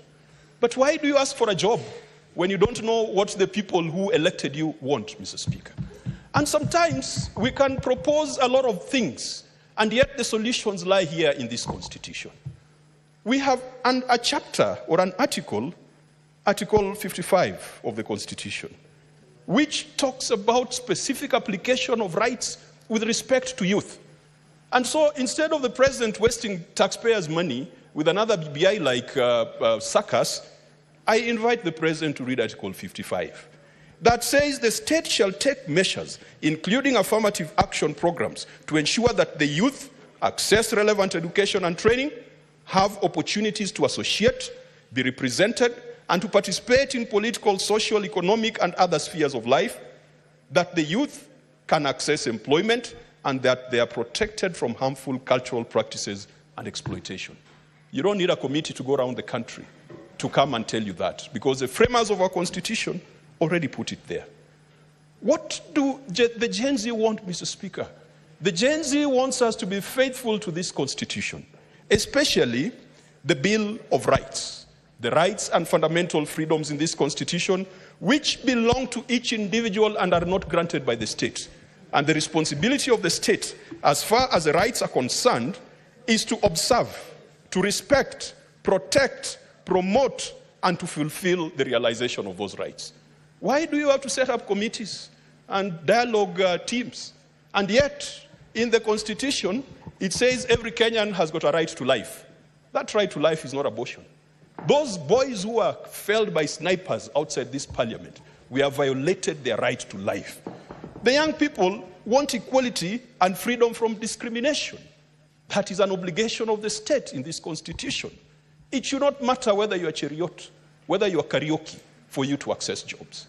The other day, I'm watching on TV as leadership of KEFIS, Kenya Plant Health Inspectorate Scheme, are talking about a new system that they've launched. The first person to speak sounds like he comes from Meru.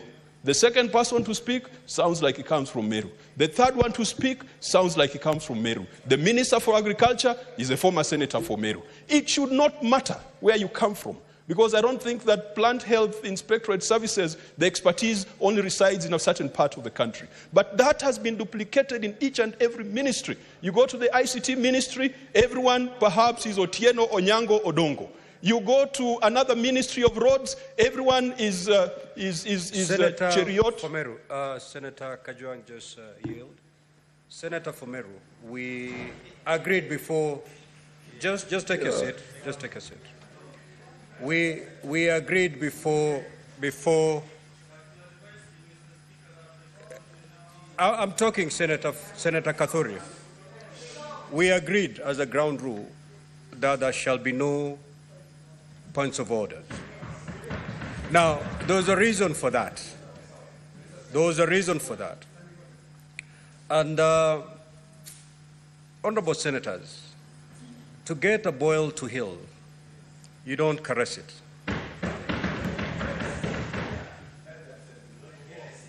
If you need the boil to heal, you must squeeze and squeeze it really hard.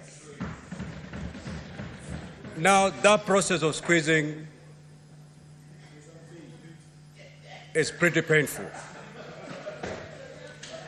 But if we need to get out of this place where we are, if we need to get out of the place we are, we just have to squeeze this boil. So, Senator Kathuri, I will give you an opportunity. I will give you an opportunity where you're going to lay your case and nobody is going to raise a point of order on you. Conclude, Senator Kajwang. Mr. Speaker, when dry bones are mentioned in a proverb, some people feel jittery. I am talking about the rights and fundamental freedoms that are in the Constitution. Every Kenyan deserves a right to work in public. And that is what the young people are asking for. They are asking for human dignity to be observed. Our people want to be treated properly, like human beings. They don't want to be treated like animals, like we have seen out there in the streets. Our people, our young people, want freedom of conscience, religion, belief, and opinion. They want freedom of expression. They want freedom of association, freedom to assemble, to demonstrate, to picket and petition, and not to be greeted by bullets. Mr. Speaker, when we talk about 39 people dead, it's as if we are counting heaps of logs of firewood. These are children of people. There's a mother somewhere shedding tears today, Mr. Speaker. There is a father somewhere talking about the lost opportunities as a result of a young person doing what he was told he can do comfortably under this Constitution. When you talk about the 39, we are talking about Ibrahim Kamau. Ibrahim Kamau had just left high school, Mr. Speaker. He was felled by a sniper outside this parliament. He was killed within the presence of parliament. We are talking about David Chege, a computer science graduate from Jomo Kenyatta University, felled by a sniper's bullet outside this parliament. The blood has not died in the grass of parliament. We are talking about Eric Shieni, a university student. We are talking about Evans Kiratu, who was killed by a tear gas when tear gas exploded on him. We are talking about Rex Kanyike, Brian Kasaine. Gen Z are saying, grant us the rights that are due to us in the Constitution. More importantly, Gen Zs are demanding that the economic and social rights that are granted unto them in this Constitution and which belong to them, it's not granted by the state. The duty of the state is to fulfill it. These rights belong to the Gen Zs and to the people of Kenya. Mr. Speaker, you don't need a committee of rocket scientists. You don't need a committee of experts. You don't need people from the United Nations to come and interpret for you this Constitution. The answers to the problems are all here. Gen Zs are saying, let us ensure that Chapter 6 of this Constitution is observed and fulfilled, because we have made leadership, and particularly political office, an opportunity to lord over other people and not to serve them. Mr. Speaker, I believe that if the government sat back and reflected, they would realize that all the answers and all the solutions are here. I want to propose further, Mr. Speaker, as we craft this motion and as a leader of majority brings further amendments. I am particularly disturbed when I see the military walking around the streets of Nairobi. Mr. Speaker, we have seen what has happened in neighboring countries. Let us not tempt our military. Let us keep them in the barracks. Let them do the spectacular job they have always done of defending and protecting this nation from external aggression. When you bring the military to the streets, it is like exposing a child to sugar or a child to honey. It has been seen before, it has happened before. South Sudan, Maine, Mr. Speaker. Sudan was a big economy. It was booming. The agricultural sector, the petroleum and mining sector was booming. Sudan is now in shambles. Ethiopia, Mr. Speaker. Ethiopia was an economy that was competing with Kenya. It was poised to overtake Kenya. Safaricom went into Ethiopia, and Kenyan banks and insurance companies wanted to go into Ethiopia. It was messed up by the military. Our resolution, despite what the High Court has done and what the National Assembly did, let the military take the tanks back to the barracks. That should be a resolution of this House. Number two, Mr. Speaker, I have heard some instances of sibling rivalry. Because the Senate is sitting and the National Assembly is in hiding, there are people who are saying, scrap the Senate. Mr. Speaker, I want to tell those who say scrap the Senate that we've got a good record as a Senate.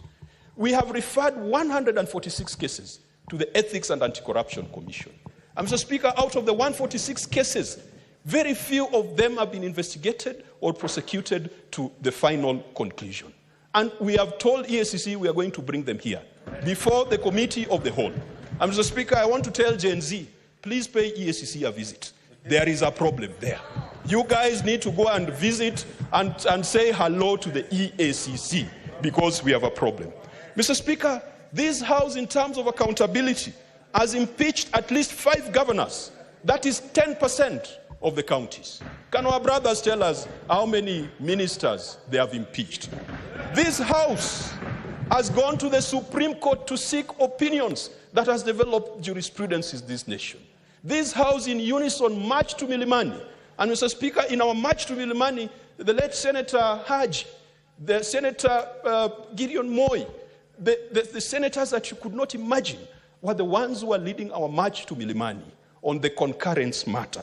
Mr. Speaker, this Senate has taken its services and its sittings out of Nairobi. And I think we've gone to 4 counties. This Senate has organized legislative conferences and devolution conferences. They should tell us the last time the National Assembly sat outside Nairobi. But it does not matter, Mr. Speaker, because in the end, the difference between us and them is like the difference between a cheetah and a leopard. And in my community, we have one name for both. And so it does not matter whether we voted yes or no. We are all collectively in this. Mr. Speaker, the SRC matter has been dealt with, and I think perhaps what we should have said is that what should have gone to MPs as a salary increment should be redirected to a certain course, perhaps the course of doctors or the course of the junior secondary school teachers. I would like in this motion, Mr. Speaker, for the majority leader to include another action, that the Cabinet Secretary to the Treasury, Professor Njuguna, who has the habit of snubbing the Senate every time we invite him, to invoke Article 225 on any county executive that gets an adverse opinion. What Article 225 talks about is that 50% of funds are withheld until the county comes up with a recovery action plan. And Mr. Speaker, 10% of the money we send to counties is wasted. Not stolen, wasted. Utilized on things that are not necessary. And all our budgets at a national level, 10% is wasted. Mr. Speaker, I want that motion to direct that we go towards a digital government. There are so many meetings that we hold that do not require people to be in the same room. We can do Zoom, we can use virtual technologies, and the Commission should tell us, when there was COVID, they told us we were procuring a system to facilitate virtual parliament. Why are we still using Zoom, which cannot work properly and can be hacked? So we must drive towards a digital government. Mr. Speaker, on constitutional commissions, Senator Omtata has made a strong case. We must demand that we are part of Parliament and we must be involved in allocation of budgets to constitutional commissions. The Kenya National Commission on Human Rights, Mr. Speaker, is being overshadowed by the Law Society of Kenya. And I want to congratulate the leadership of the Law Society of Kenya. They have stood up for the rights of persons who are involved in this protest. They have done better than the Constitutional Commission that is supposed to guarantee observance of human rights in this republic. They have done better than the Commission on Administration of Justice. The last time I heard my friend and sister, the Ombudsman, speak, she was speaking about Muguka. She was not talking about the rights of people and maladministration in this country, which is supposed to be her duty. I hope Gen Zs can also pay her a visit. Mr. Speaker, the National Gender and Equalization Commission is not doing what they should be doing. I hope they can also be paid a visit. Mr. Speaker, I want to... Senator Kajwang, 2 minutes to wind up your thought. Thank you, Mr. Speaker. I was about to suggest that they pay you a visit, but you have... With that, can you take your seat? Proceed. Mr. Speaker, we shall protect you. And Mr. Speaker, I conclude by supporting and thanking Senator Aaron Cheriot and Senator Madziah for this motion. Let us stand for this country. Let us do the right things. If this country burns, Mr. Speaker, we have nowhere to go. You have seen the frustration and the problems our brothers and sisters from South Sudan face. Sudan is in fire. Ethiopia is burning. Our neighboring countries are in problems. The Democratic Republic of Congo is on the precipice. Even Rwanda itself is on the precipice. We cannot afford to go that route. And the person who takes us to that route, Mr. Speaker, will not be the Gen Z. It will be us in office. It will be the wickedness in high places. It will be the principalities and powers that reside in State House, that reside in this Senate, and that reside in the National Assembly that will take us there. If we are the problem, then the Gen Zs have all legitimate rights to kick us out. But let us smell the coffee, let us wake up before it gets too late. I believe that Kenya can be redeemed. Mr. Speaker, I support. Senator Roba.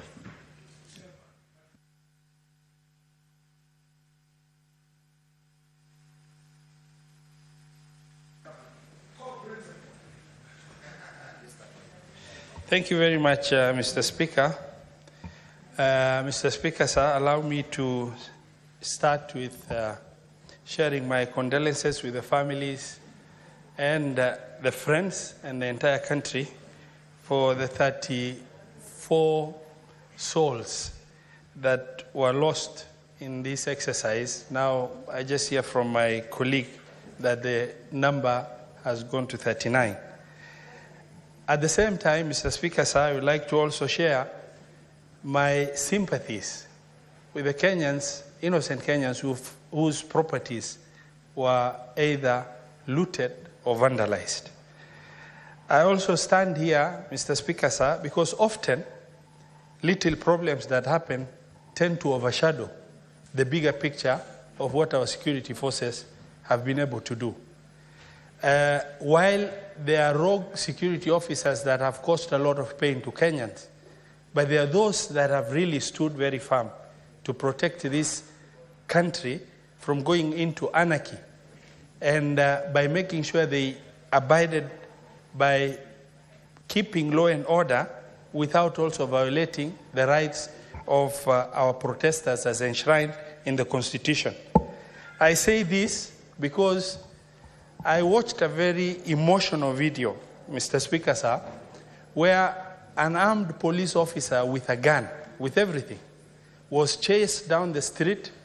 He could have opted to use the gun to protect himself, but accepted to be clobbered by the mob for the sake of making sure that extrajudicial killing does not happen.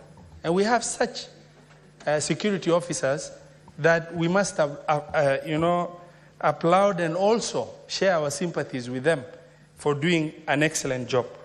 Mr. Speaker, sir, allow me to also congratulate Generation Z for their unprecedented success in this country. And what they have achieved over a few days is going to go down the democratic space of this country as an indelible mark in the nation, Kenya, for many years to come. Mr. Speaker, sir,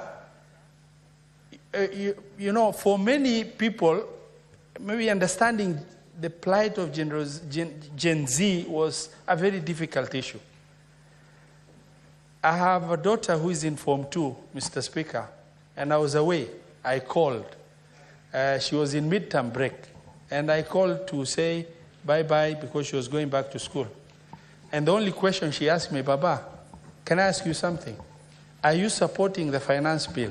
And she's in a boarding school. And I told her, no, Baba, I'm not supporting. And she said, had you answered you're supporting Baba, I would never been able to raise my head up in school because everybody knows my father is a member of parliament. These are the unfortunate scenarios we have, whereas maybe the adults don't understand. Our Gen Z have really understood what is bedeviling them. Mr. Speaker, sir, maybe it's worth to reflect on what is the true frustration of Gen Z. You look at the public service advertisement in Kenya. Only those that are able and have money will have access to opportunities in the public service, whether it is at the national level or at the county level. Now you have children going to school and going through the most levels of higher education. but with zero hope of getting employed. Then they look at the budget of the nation and they try and comb through the budget to see if there is only hope contained in that budget that is going to really help them out. And they see nothing. And they see an opportunity that oppresses more in the finance bill, and that has boiled into a situation where they had taken the matters into their hand. Madam Speaker, sorry, I did not notice the seat has changed. Madam Speaker, while I congratulate Gen Z for exercising their right to, demonstrate and share their concerns, I also wish to point out that the exercise of freedom of picketing should be practiced in moderation and with a lot of control, so that the exercise of that right does not infringe on the right of others, as it is. Madam Speaker, true wisdom lies in recognizing that smart people do not invite anarchy upon themselves, but rather find every little opportunity for them to fight anarchy. I was fortunate or unfortunate enough to have had experience in my past life as a pilot, to have worked with the UN agencies in more than 10 devastated countries. And that is, name them: South Sudan under Operation Lifeline Sudan, North Sudan, Darfur section, Central African Republic, Chad, Somalia, Afghanistan, Congo, Liberia, among others. And I've seen real life what anarchy means in terms of the level of devastation, the level of suffering, the level of human suffering mothers, women, and children undergo, for you to be able to imagine that this country can easily be allowed to go into anarchy. It is extremely important as leaders, and I want to take this opportunity at this juncture to really immensely appreciate the efforts of the House leadership, particularly the majority leader and the minority leader, for this bipartisan approach, for us to be able to do moments of sincere self-reflection as leaders in this country, and also as the moment that has really awoken, the true humbleness in the leadership as it is. Madam Speaker, I want to, maybe take this opportunity as the Chair of Finance and Budget, because I've seen the memorandum that the President has sent back to National Assembly. That memorandum ought to have also come to the Senate, but nevertheless, I want to take this opportunity to advise the Cabinet Secretary for Treasury to be able to get to understand first. Government ministries, whether at the county level or national level, have the tendency to use different words to mean the same thing for purpose of generating budget lines to be allocated money. If the Cabinet Secretary will sit on the budget of the government of Kenya, I'm 100% sure he will be able to come through to reduce the amount of deficit, maybe as a result of the finance bill having been rejected by the President. Issues to do with recurrent expenditure, feel-good allocations to politically correct individuals in form of development that are absolutely unnecessary, and issues to do with renovation, refreshment, training and development, and many other issues, including foreign and domestic travel. I would like to urge National Treasury to really get through, comp the numbers in order to be able to get a rational budget that is able to really capture the aspiration of Kenyans as well as Gen Z in terms of living within our means. Now, Madam Speaker, let me come to the realities of the government of our President, President William Samoei Ruto. Madam Speaker, I was in Azimio in the last general election. But after election, through invitation, I managed to join Kenya Kwanza government. And by joining, we happen to have majority in the Senate and majority in the National Assembly. However, Madam Speaker, the President was very wise, maybe enough, to have considered those that have supported him and give them cabinet consideration. However, 2 years have passed. August next month, 2 years would have lapsed in the first term of government.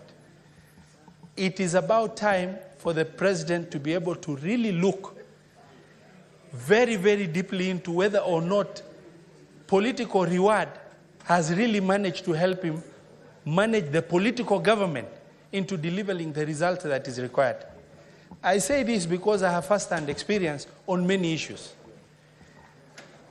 I have examples of cabinet secretaries. I am a co-principal or in Kenya Kwanza, but I have cabinet secretaries in this government that have tried to really look for, try to make phone calls to, not for personal issue, but issues affecting the public that have elected us into office to represent them. Phone calls are not responded to.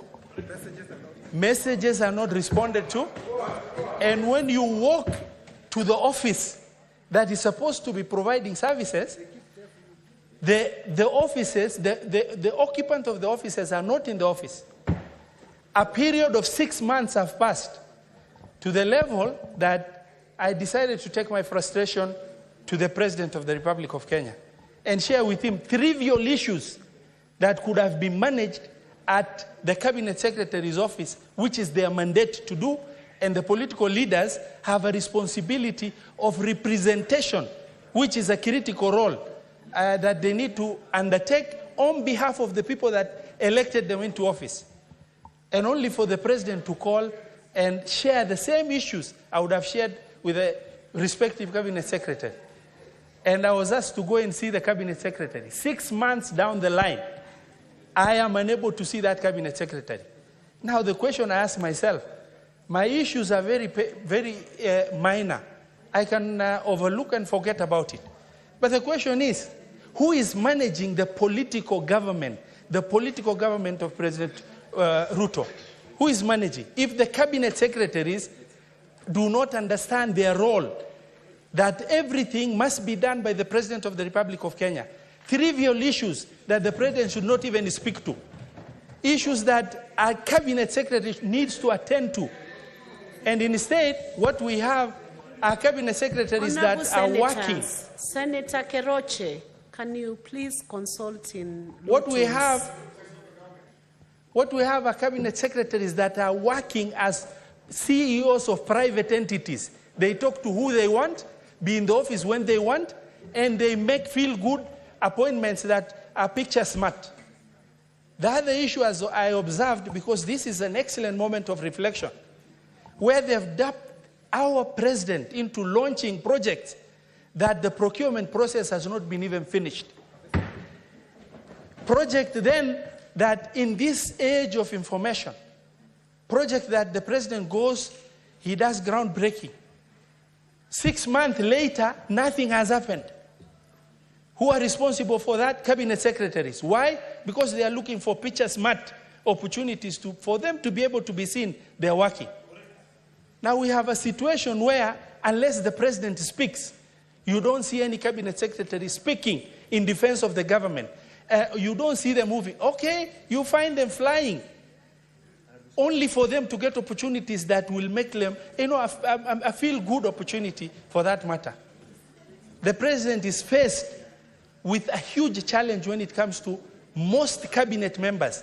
A few of them are very diligent at delivering, but most cabinet secretaries are not delivering for the president. And the president cannot run the country and also run the political government of that country. It requires cabinet members who are able to do their responsibilities with minimum supervision. Madam Speaker, at some point, I shared, some unfortunate advice, maybe even to our president. He does not have to go every other Sunday to a new church because he will be bombarded with requests, and those requests he will be forced to make promises that it will be impossible to fulfill. It makes the president look bad. Maybe the same way President Moi, Marehemu President Moi, President Kibaki were able to go to churches within the CBD so that you are able to provide a lot of time to supervise your ministries as required. Our president also does not have to fly every other day to this small event you are invited to this other small event you are invited to. An MP tells you there is some small event, you go. You lack the time required for you to sit down and supervise your ministries in State House and for you to be able to reflect on the performance of your ministries as required. It is extremely critical that our president does not respond to every little issue that is there. For example, I was very pained as a leader in Kenya Kwanza when, when reporters who are also fighting for fame and space, you invite them in the middle of chaos for interview to State House. These reporters themselves are fighting for space. Why do you invite them? Then you are able to you want to inform the country, do press briefing. That does not require for you to, and then you get reporters that themselves, that is an opportunity for them to really, make you look bad and fight for fame themselves. It's a very unfortunate scenario that took shape. Our president does not have to speak every time. He shouldn't speak every time to every little issue that comes up. He needs to reflect more. Use the cabinet and other structures of government to be able to speak government positions as required. And I want to really, end by in the moment of the opportunity, end by saying two issues. I would like to urge His Excellency the President, Madam Speaker, I would like to urge him to get to understand it is very easy for Kenya to accomplish free secondary education in this country. We only need to restructure CDF so that you don't have parents going to the doors of members of parliament begging them for school fees, and school fees being dished out as a favor. School fees being dished out as a favor to these parents. Or if you are not politically correct, you don't get. Why should Kenya of the 21st century be able to be subjecting itself to that? Yet, there's a lot of money in the name of CDF where the members of parliament are using it as a privilege to say, I can do that for you, or you didn't support me, forget about it. The government can provide free secondary education, something that will be popular and will make this president look good, something that will identify with Gen Z, and they're able to understand that their plight has been looked into by the government of the day. It is not impossible. My governor has tried to provide free secondary education. It's a little bit challenging, but in Mandera it's taking shape. Why can't it be replicated in the whole nation? And all we need is to restructure CDF so that the amounts being used can be directed and free secondary school be provided to our younger generations and those that are unable to pay their fees. Madam Speaker, in the interest of time, I beg to support. Thank you. Thank you, Senator Robert. Senator Mwaruma Jones Mwashushe. Asante Mheshimiwa Spika kwa hii fursa umenipa ili kuchangia huu mjadala mchakato wa kutathmini hali halisi ya nchi hii yetu ya Kenya. Kwanza kabisa nishukuru kiongozi walio wengi, Senator wa Kericho Aaron Cheriot, na kiongozi walio wachache, Senator wa Kilifi hakimu mstaafu Stuart Mazayo, kwa kuleta huu mswada wa kuangalia hali halisi ya Kenya. La pili, nishukuru maseneta na hii nyumba kukubali kubakia ili kuangalia vile Kenya ilivyo, kwa sababu sasa hii Mheshimiwa Spika, Kenya iko katika njia panda. Mheshimiwa Spika, bunge la kitaifa liliamua kwenda nyumbani na kukimbia wakati Kenya inawahitaji. Kwa hivyo nishukuru maseneta wote. La pili, Mheshimiwa Spika, nichukue fursa kwa niaba yangu na wananchi wa Taita Taveta kutoa risala za rambirambi kwa ndugu, jamaa na marafiki ambao walipoteza watu wao wakati wa maandamano. Haya maandamano, Mheshimiwa Spika, yalikuwa ni ya kupinga mswada wa fedha ambayo yaliongozwa na vijana wanajiita Gen Z ama kizazi cha Zuma. Mheshimiwa Spika, kwa hekima ya Rais, aliamua kwamba huo mswada au uondoe na urudi kwa bunge la kitaifa. Hiyo ilikuwa ni hekima yake. Lakini hekima nyingine, Mheshimiwa Spika, kwa sababu tuko mahali hatuaminiani, ni vyema bunge la kitaifa lirudi na liangalie mapendekezo ya Rais ili huo mswada tuwe sawa kabisa na tuwe na uhakika ya kwamba umeondolewa kikamilifu. Kwa sababu sheria, Mheshimiwa Spika, inasema ya kwamba baada ya siku 14 hata kama Rais hajatia kisaini, basi ule mswada utaanza kutekelezwa. Mheshimiwa Spika, wakati tumekuwa katika njia panda, wakati mwingi kama Wakenya tumesimama na kuongea, na si mara ya kwanza tumeanza kuongea kwa sababu ya nchi yetu.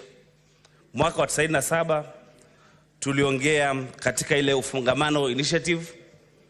Mwaka wa 2019 pia tuliongea na kuja na mapendekezo ya ile inaitwa BBI, ingawaje ilienda vile ilienda. Na sasa hivi pia, Mheshimiwa Spika, tukiona watu wanaandamana, hiki ni kiini tu cha juu ya kwamba Wakenya hawana furaha na yale yanayoendelea katika nchi yao. Mheshimiwa Spika, ukiangalia watafiti wengi ambao wanafanya utafiti Kenya, washasema tayari kwamba Wakenya hawana imani na uongozi na hawafurahii pale Kenya inapoelekea. Mheshimiwa Spika, hawa vijana wa kizazi cha Zuma walipigana na kuandamana kwa sababu ya huu mswada wa fedha. Lakini hiyo sio shida yenyewe peke yake. Hicho kilikuwa ni kiini tu ama kianzo tu. Wakati wa vita vya kwanza vya dunia, Mheshimiwa Spika, ilichukua kuuawa kwa Franz Ferdinand na vita vya kwanza vya dunia vikaanza. Leo hii zile shida ambazo ziko Kenya zimechukua mswada wa fedha ili kufanya maandamano, na watu wakazinduka wakasema ni vyema tukae chini na tuongee, tuangalie kwa kina kuna shida gani Kenya. La kwanza, katika mchango wangu Mheshimiwa Spika, ningependa kusema ya kwamba kila mtu afanye kazi yake. Tuko na katiba ambayo imetupatia majukumu katika serikali, na hiyo katiba iko na miguu mitatu. Mguu wa kwanza ni watendakazi ama executive, mguu wa pili ni bunge, na mguu wa tatu ni mahakama. Mheshimiwa Spika, ukiangalia saizi huwezi jua tofauti ya watendakazi ama executive na bunge, kwa sababu bunge imemezwa na watendakazi. Bunge haifanyi kazi yake ya uangalizi. Bunge haifanyi kazi yake ya kutunga sheria. Bunge haifanyi kazi yake ya uwakilishi. Kama bunge ingekuwa inafanya kazi yake na wao ni wawakilishi wa wananchi, basi mswada wa fedha haungepita vile ulipita na ukapelekea maandamano na watu zaidi ya 40 poteza maisha yao.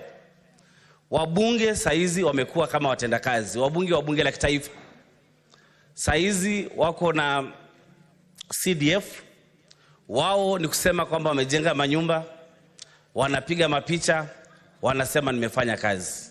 Nimenunulia shule fulani basi. Wazazi nimewapatia CDF.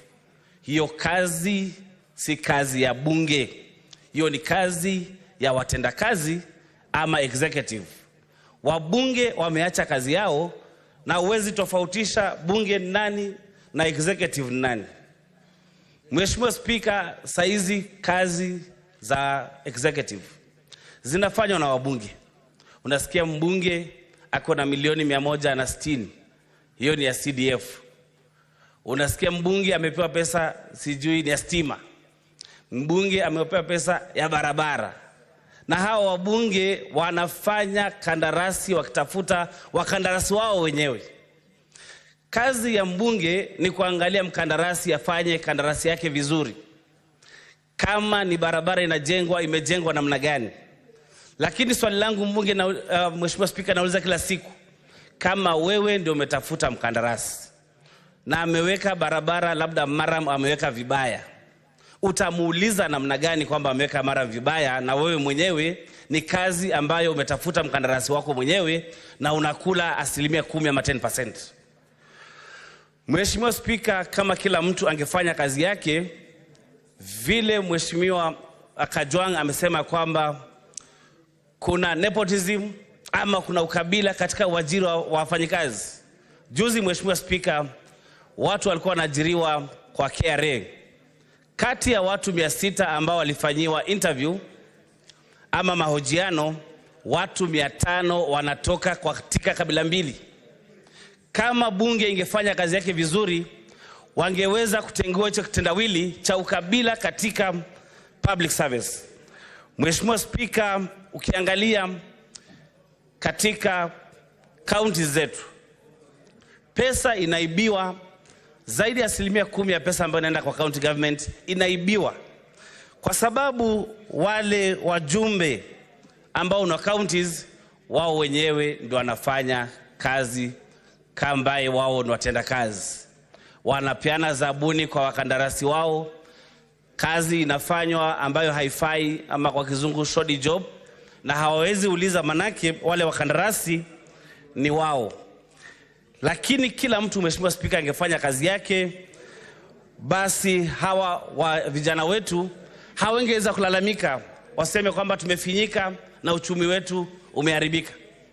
Kuna 30% na waongeaji wamesema hapa ambayo imetengwa kwa vijana, kina mama na walemavu. Lakini kama mbunge atafanya kandarasi zake mwenyewe, MC atafanya kandarasi zake mwenyewe, je, wale kina mama, wale vijana, wale walemavu watapata lini nafasi ya kufanya kandarasi na kujitengenezea pesa, Mheshimiwa Speaker? Kwa hivyo mimi nasema kama kila mtu angefanya kazi yake mwenyewe, basi Kenya yetu itakuwa nzuri. Ufisadi umekithiri Mheshimiwa Speaker. Magavana na mawaziri wanaitwa katika bunge ya Senate ama bunge la kitaifa, wanakimbia mahakamani. Na mfano mzuri ni gavana wa Isiolo. Ameitwa kwa Senate, akakimbia mahakamani kusimamisha kuitwa kwake. Sasa kule kama mahakama itasema huyu gavana asije, je, atawajibika namna gani na atasema ametumia pesa namna gani? Kwa hivyo pia mahakama wangesema tu wacha wewe enda kwa Senate, hata kupatia order zozote za kusimama usiende huko, Kenya ingekuwa nzuri. Na Mheshimiwa Speaker, sheria inasema kwamba wakati mtu hajakuja bunge, inspector wa polisi ashike gavana, ashike waziri, aje kwa bunge. Lakini inspector wetu wa polisi ama polisi wetu wameshindwa kuleta watu ambao ni wafisadi katika bunge letu.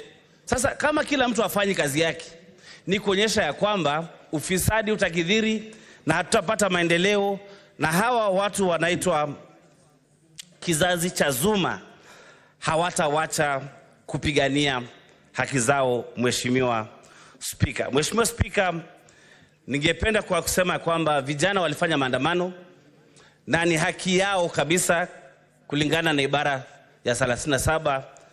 Walifanya maandamano ya amani, lakini wakora wakaingia na wakaharibu yale maandamano, na hawa wakora naona wengine waliletwa na serikali yenyewe ili kuonyesha kwamba wale waandamanaji hawajui wanachofanya. Mheshimiwa Spika.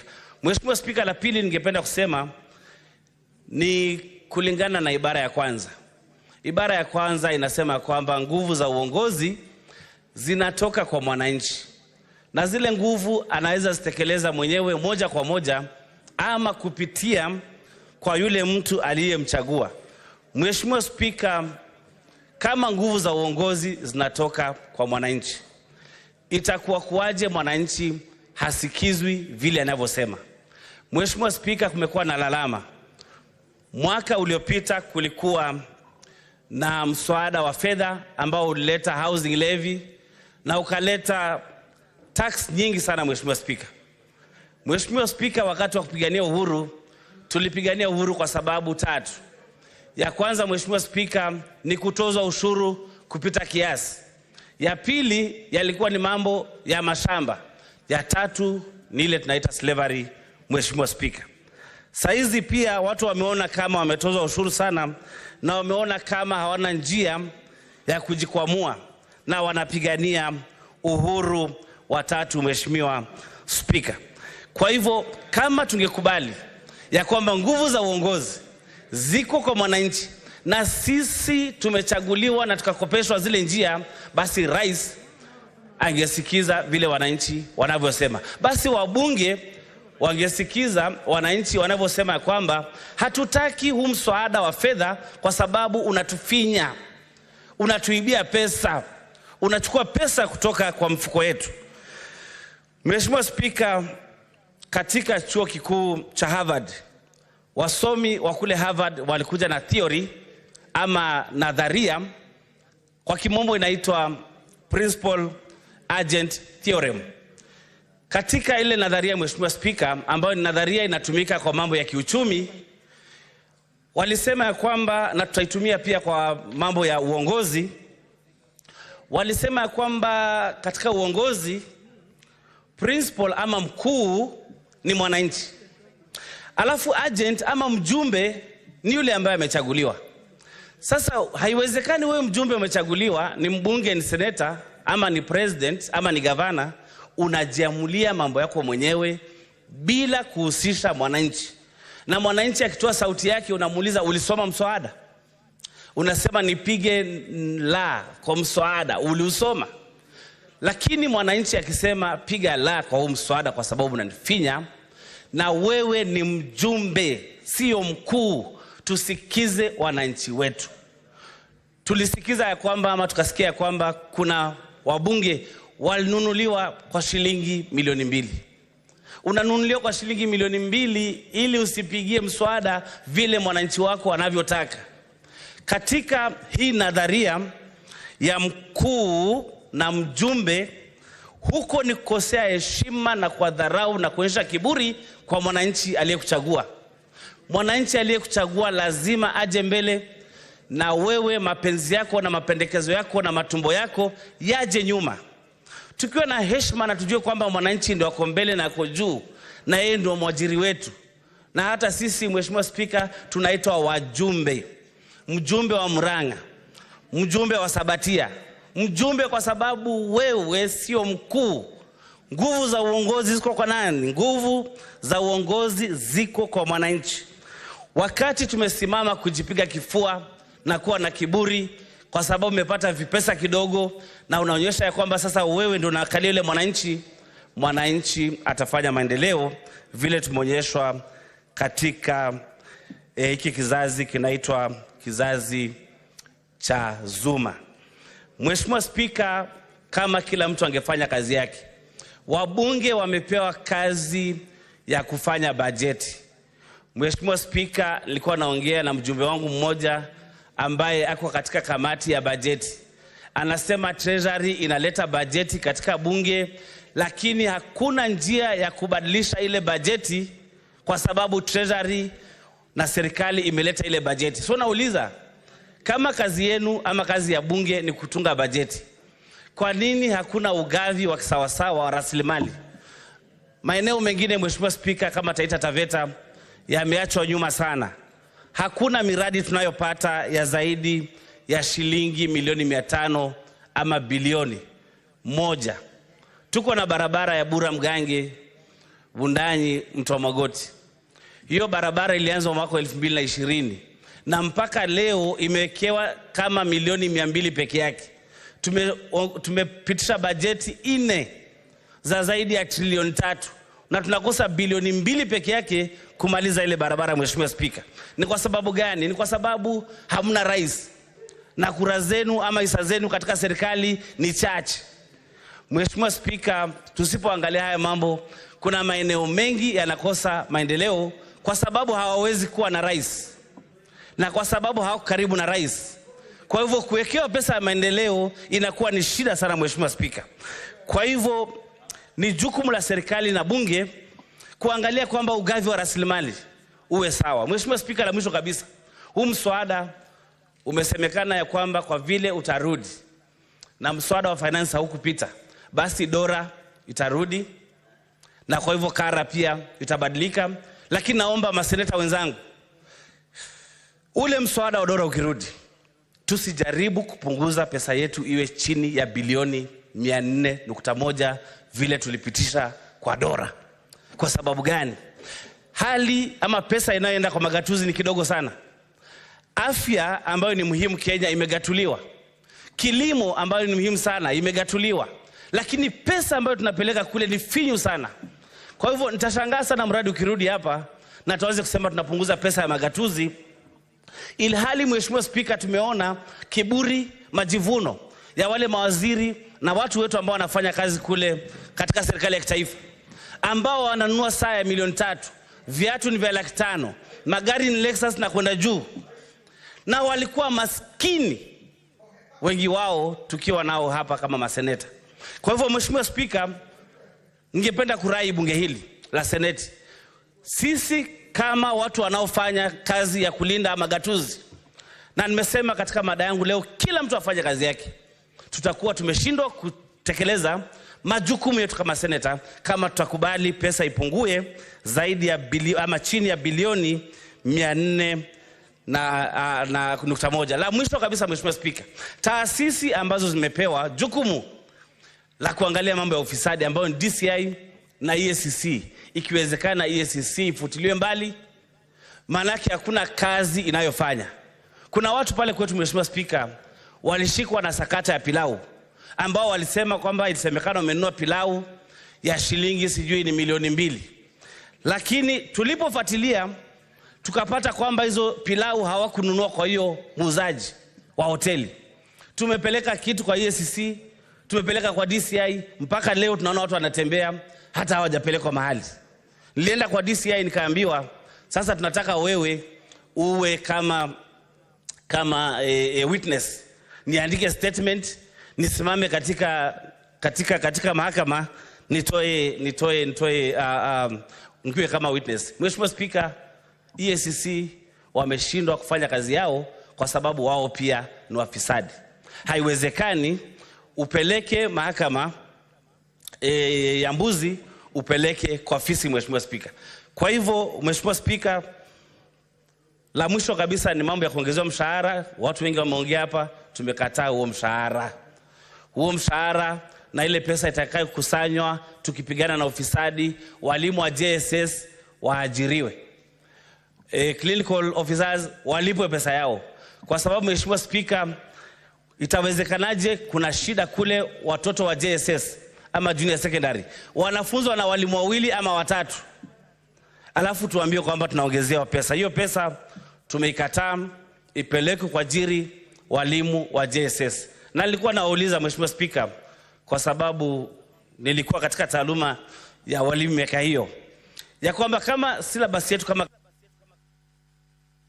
time up for you, Senator Mwaruma. 1 minute to finish. Dakika 2 kama wengine. That's last sentence. Asante.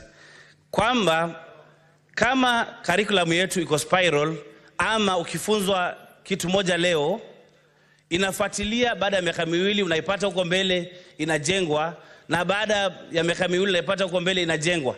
Kama leo hii hujafundishwa vizuri, je, ukienda huko mbele utaelewa na masomo?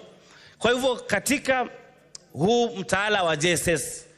Watoto wetu hawafundishwi vizuri na tunamaliza kizazi chote kwa sababu ya kukataa kuajiri walimu. Vile vile serikali ilisema kwamba ikifikia Septemba wataajiri walimu wote 56,000 ambao katika contract. Mheshimiwa Spika, serikali tafute pesa na iajiri hao walimu ili watoto wetu wapate elimu ambayo ni bora na si bora elimu. Kwa hilo Mheshimiwa Spika, napenda kuunga mkono huu mswada. Asante Mheshimiwa Spika. Senator John Nyota. Thank you, Madam Speaker, for this opportunity for me also to ventilate on this particular motion. And I want to say right from the onset that I do support this particular motion, Madam Speaker, because this is our country. If it sinks with all of us. Madam Speaker, allow me to first give pass my condolences to the families of those that lost their loved ones during the skirmishes that were there last week and this week, Madam Speaker. We know how it feels to lose a loved one, Madam Speaker, especially where such a death was abrupt and sudden, Madam Speaker. And I maintain that our police officers should only use live bullets or open fire, Madam Speaker, where they are facing an enemy mostly that is armed. And Madam Speaker, not just somebody that is just demonstrating, Madam Speaker. And I think the police are well trained to immobilize and arrest wrongdoers, Madam Speaker. So I want to say that opening fire should be the last resort because everybody that has been given power, they should be able to exercise it with restraint, Madam Speaker, and with the responsibility. Madam Speaker, the Gen Zs have spoken, and they had a right under Section 37 of our Constitution that guarantees any citizen the right to demonstrate and express themselves through demos, Madam Speaker, as long as they are unarmed. And so we want to say that Generation Z were perfectly within their right under the Constitution, and we know they were not armed. Madam Speaker, we must also take this opportunity to separate chaff from wheat, Madam Speaker, because, of course, we know that these demos have been infiltrated by criminals, Madam Speaker, whom we must see to it, especially as the police officers should see to it that action is taken against criminals that infiltrate genuine demonstrations, Madam Speaker. Madam Speaker, this is a time to reflect. This is a time to ask ourselves, exactly how did we find ourselves here? And Madam Speaker, I may say things that maybe have been said here, Madam Speaker, but we need to repeat where necessary of the things that have not been done in the right way and that have cost us the problem that we find ourselves in. People have talked about opulence, display of, money, living, largesse in the lives of politicians, Madam Speaker. People carrying bundles of notes. Madam Speaker, this is something that must be condemned by all and sundry. Some of us have been ridiculed for not having, those loads and loads of cash. Madam Speaker, that when maybe you are attending a harambe somewhere and you give something or you contribute something from your salary that may not be as big as maybe some colleagues that you may be with, Madam Speaker, carrying hundreds of thousands or even millions, Madam Speaker, it's sad that even some church leaders have ridiculed some of us, saying that we contribute, amounts that cannot even buy some tobacco, Madam Speaker. And so, Madam Speaker, I think this is something that Kenyans have been watching slowly but surely and have not been very happy about, Madam Speaker. And this is something that we should all condemn. Let people, if they have to contribute their hard-earned cash, Madam Speaker, because this points to corruption. Otherwise, we know how much people are paid and how much they contribute in these RBAs, Madam Speaker. And this is something that we need to talk about. Madam Speaker, there have been very many things that have been happening in our society. I have a background of education, Madam Speaker, and I can tell you there are things that we have done in this country that should not be done, including taking some public institutions of learning and kind of privatizing them, Madam Speaker. And allow me to mention one or two. Madam Speaker, we have a school called Hospital Hill Primary School. This is a public school, but that has been privatized. Nairobi Primary School, Madam Speaker. There is a school called Tigoni Primary School in Kiambu. These are public schools, but which people, the middle class and people who are well-to-do, have taken and, introduced some rules, some, arrangements through the PTA, Madam Speaker, and kind of privatize these schools, where it is very hard for ordinary mortals, Madam Speaker, to gain admittance to that school, to those schools for their children. And all this time, our people have been watching, that I cannot be able to take my child to Nairobi Primary School because there are charges, illegal charges, Madam Speaker. And people have been, this has been building up. Madam Speaker, corruption is also something that has made people to build up some anger and, dissatisfaction against government and leadership, Madam Speaker. And recently, there was a young man, Madam Speaker, I know this is a subject of a court case, but I'm not going to discuss the merits or demerits of the same. But Madam Speaker, a young man, it was unfortunate, but a young man felt that he could not, according to his claim, he could not be able to raise the bribe that a police officer was asking, Madam Speaker. And the young man ended up beating up that police officer, Madam Speaker. I do not want to stand here and say that that was right. But, Madam Speaker, you can imagine that it was out of frustration that a police officer is demanding amounts of money from a young man that cannot afford such amounts of money. And, Madam Speaker, some police stations have even been able to upscale corruption. And I want to cite Kasarani Police Station, Madam Speaker.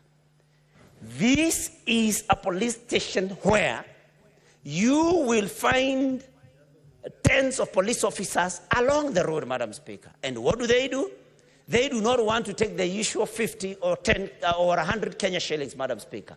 So they will just order you to drive your vehicle into the police station where they will demand for, a big amount of money as bribe, Madam Speaker, before you are released. And, Madam Speaker, we must call this out. This is why we are where we are, because those that cannot afford these amounts of money, Madam Speaker, are always at a disadvantage.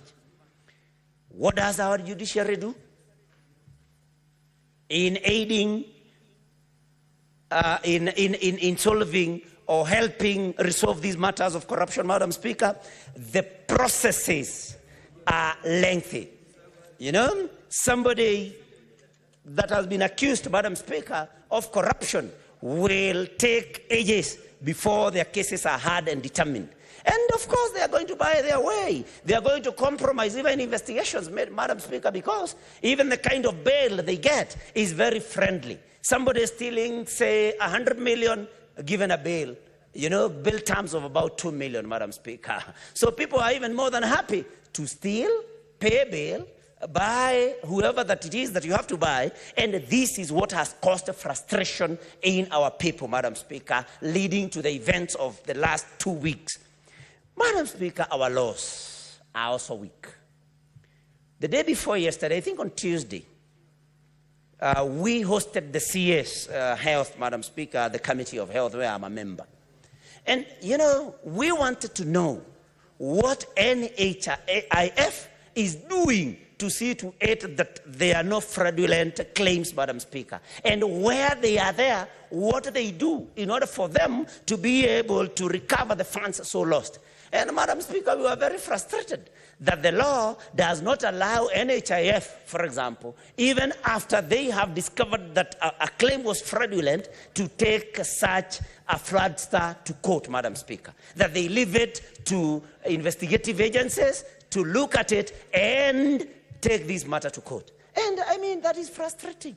Because if I catch you stealing some bananas from my shamba, Madam Speaker, I should just go take you to the police, report you to the police station. Then you defend your case. The only thing I should be asked to do is the burden of proof that should be laid on me. But look at what NHIF is saying, that they cannot be able to take a fraudulent medical facility, a medical facility that is placing a fraudulent claim to court, Madam Speaker, that they have to rely on another institution, an investigative one. These are the things that have made Kenyans, that have frustrated Kenyans, and that is why, Madam Speaker, we find ourselves where we were. The other thing is waste of public funds. I've been asking myself, what happened to the Volkswagen Passat that former President Uhuru Kenyatta, when he was finance minister, introduced and decided that those were going to be the vehicles that were going to be used by public officers, Madam Speaker. How did we get back to V8, to Prados for public officers, Madam Speaker? We must go back to living by what we tell Kenyans. Let us see CSS in Volkswagen Passats, Madam Speaker, as was done that time, in order for us to save on public funds, Madam Speaker. The other day I was listening to CS Kuria, and he was saying that he was very, very, very frustrated and very concerned going to Mombasa, finding some stuff, having traveled all the way from Nairobi to Mombasa to receive him, some stuff he did not need. Then when he asked why, he was told that somebody had not had an opportunity to get per diem for quite some time, and that is why they had been sent there. Madam Speaker, really? That all we care is that we see to it that some staffers get per diem, even when we do not need their services? These are things that we need to look into and, of course, make corrections where we need to make corrections, Madam Speaker. Now, many colleagues here have talked about chief administrative secretaries, Madam Speaker. Of course, I know that we don't have any one of them serving. But, Madam Speaker, there are rumors that there are plans to reinstate them. Madam Speaker, do we need CASs? What is it that they can do? What is it that we need them for? What can they do? What are they supposed to do that PSs cannot do, Madam Speaker? These are some of the things that we need to forget and forget completely. There should not even be anything like that because it has been determined as an illegal position, Madam Speaker, so that we save on public funds, Madam Speaker. Many people have mentioned the office of the First Lady, the office of the Second Lady, the office of the Prime Cabinet Secretary, and his spouse also, Madam Speaker. And I'm happy that His Excellency the President has pronounced himself on the closure of these offices, Madam Speaker. And I say this, knowing very well, because in Kiswahili they say, ya Mungu ni mengi, hayajulikani, knowing very well that I can also be president tomorrow, and my wife will be a First Lady. But I do not want my wife, even if I become president, to have an office funded by the Exchequer, Madam Speaker. Because we need to save on expenditure, Madam Speaker, and I'm happy that the President has since dealt with that matter and pronounced himself, Madam Speaker. We may need to discuss on whether we need a Prime Cabinet Secretary and an office for that matter, Madam Speaker, for this particular position. Recently, after the floods, Madam Speaker, there were demolitions.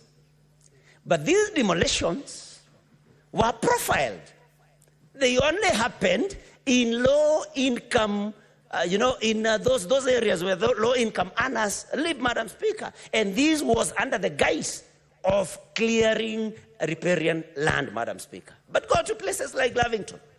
You will even see some river courses, Madam Speaker, interfered with in order for somebody to create room to erect buildings along, in fact, next to the river, not just on riparian land, but next to the river. There was no demolition happening there, while we were demolishing settlements of those of the poor, the poorest of the poor, Madam Speaker. And this is what has caused dissatisfaction, Madam Speaker. The law must be seen to be applied equally, Madam Speaker, to those that have and those that do not have, Madam Speaker. I'm surprised how fast time moves. So, Madam Speaker, this is something that has caused a lot of problems with our people. Madam Speaker, the CSs have abandoned the president. None of them, very few of them, are helping the president in this crisis, Madam Speaker. We do not know what is happening.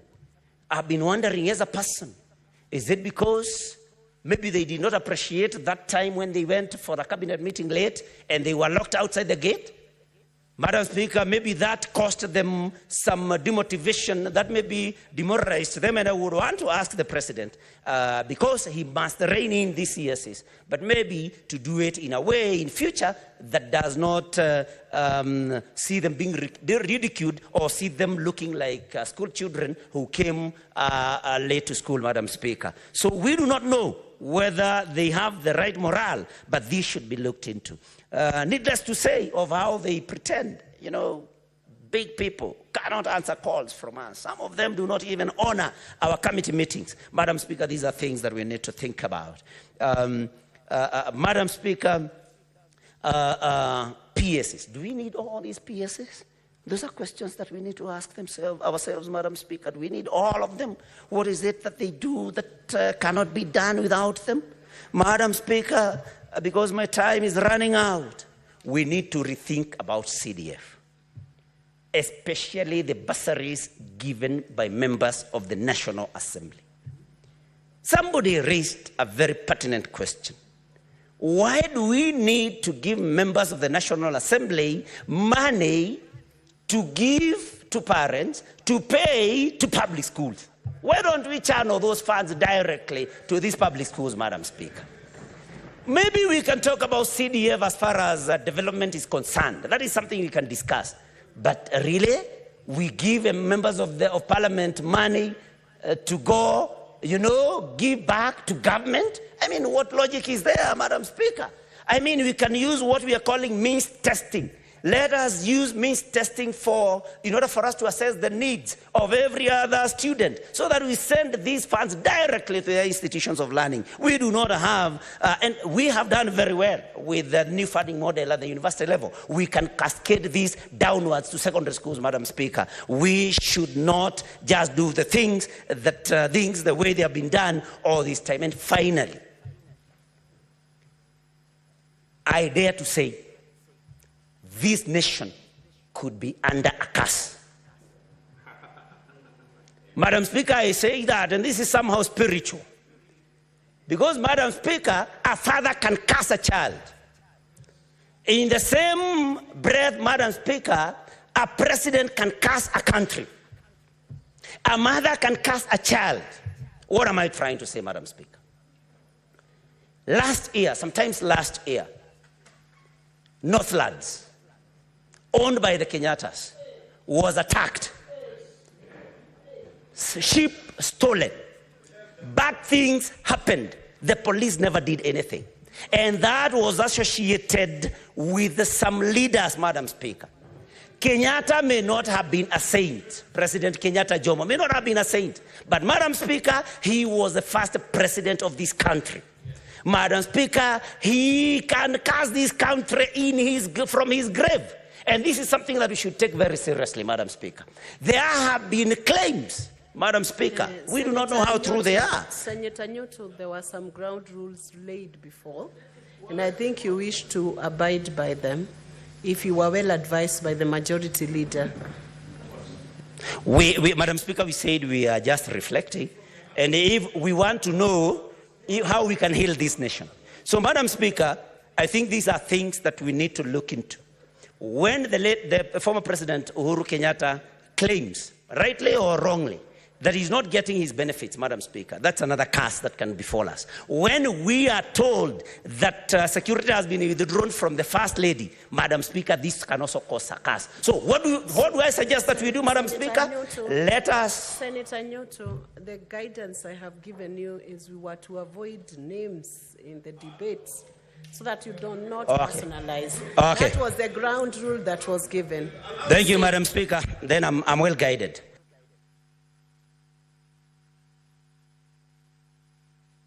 1 minute for you to finish.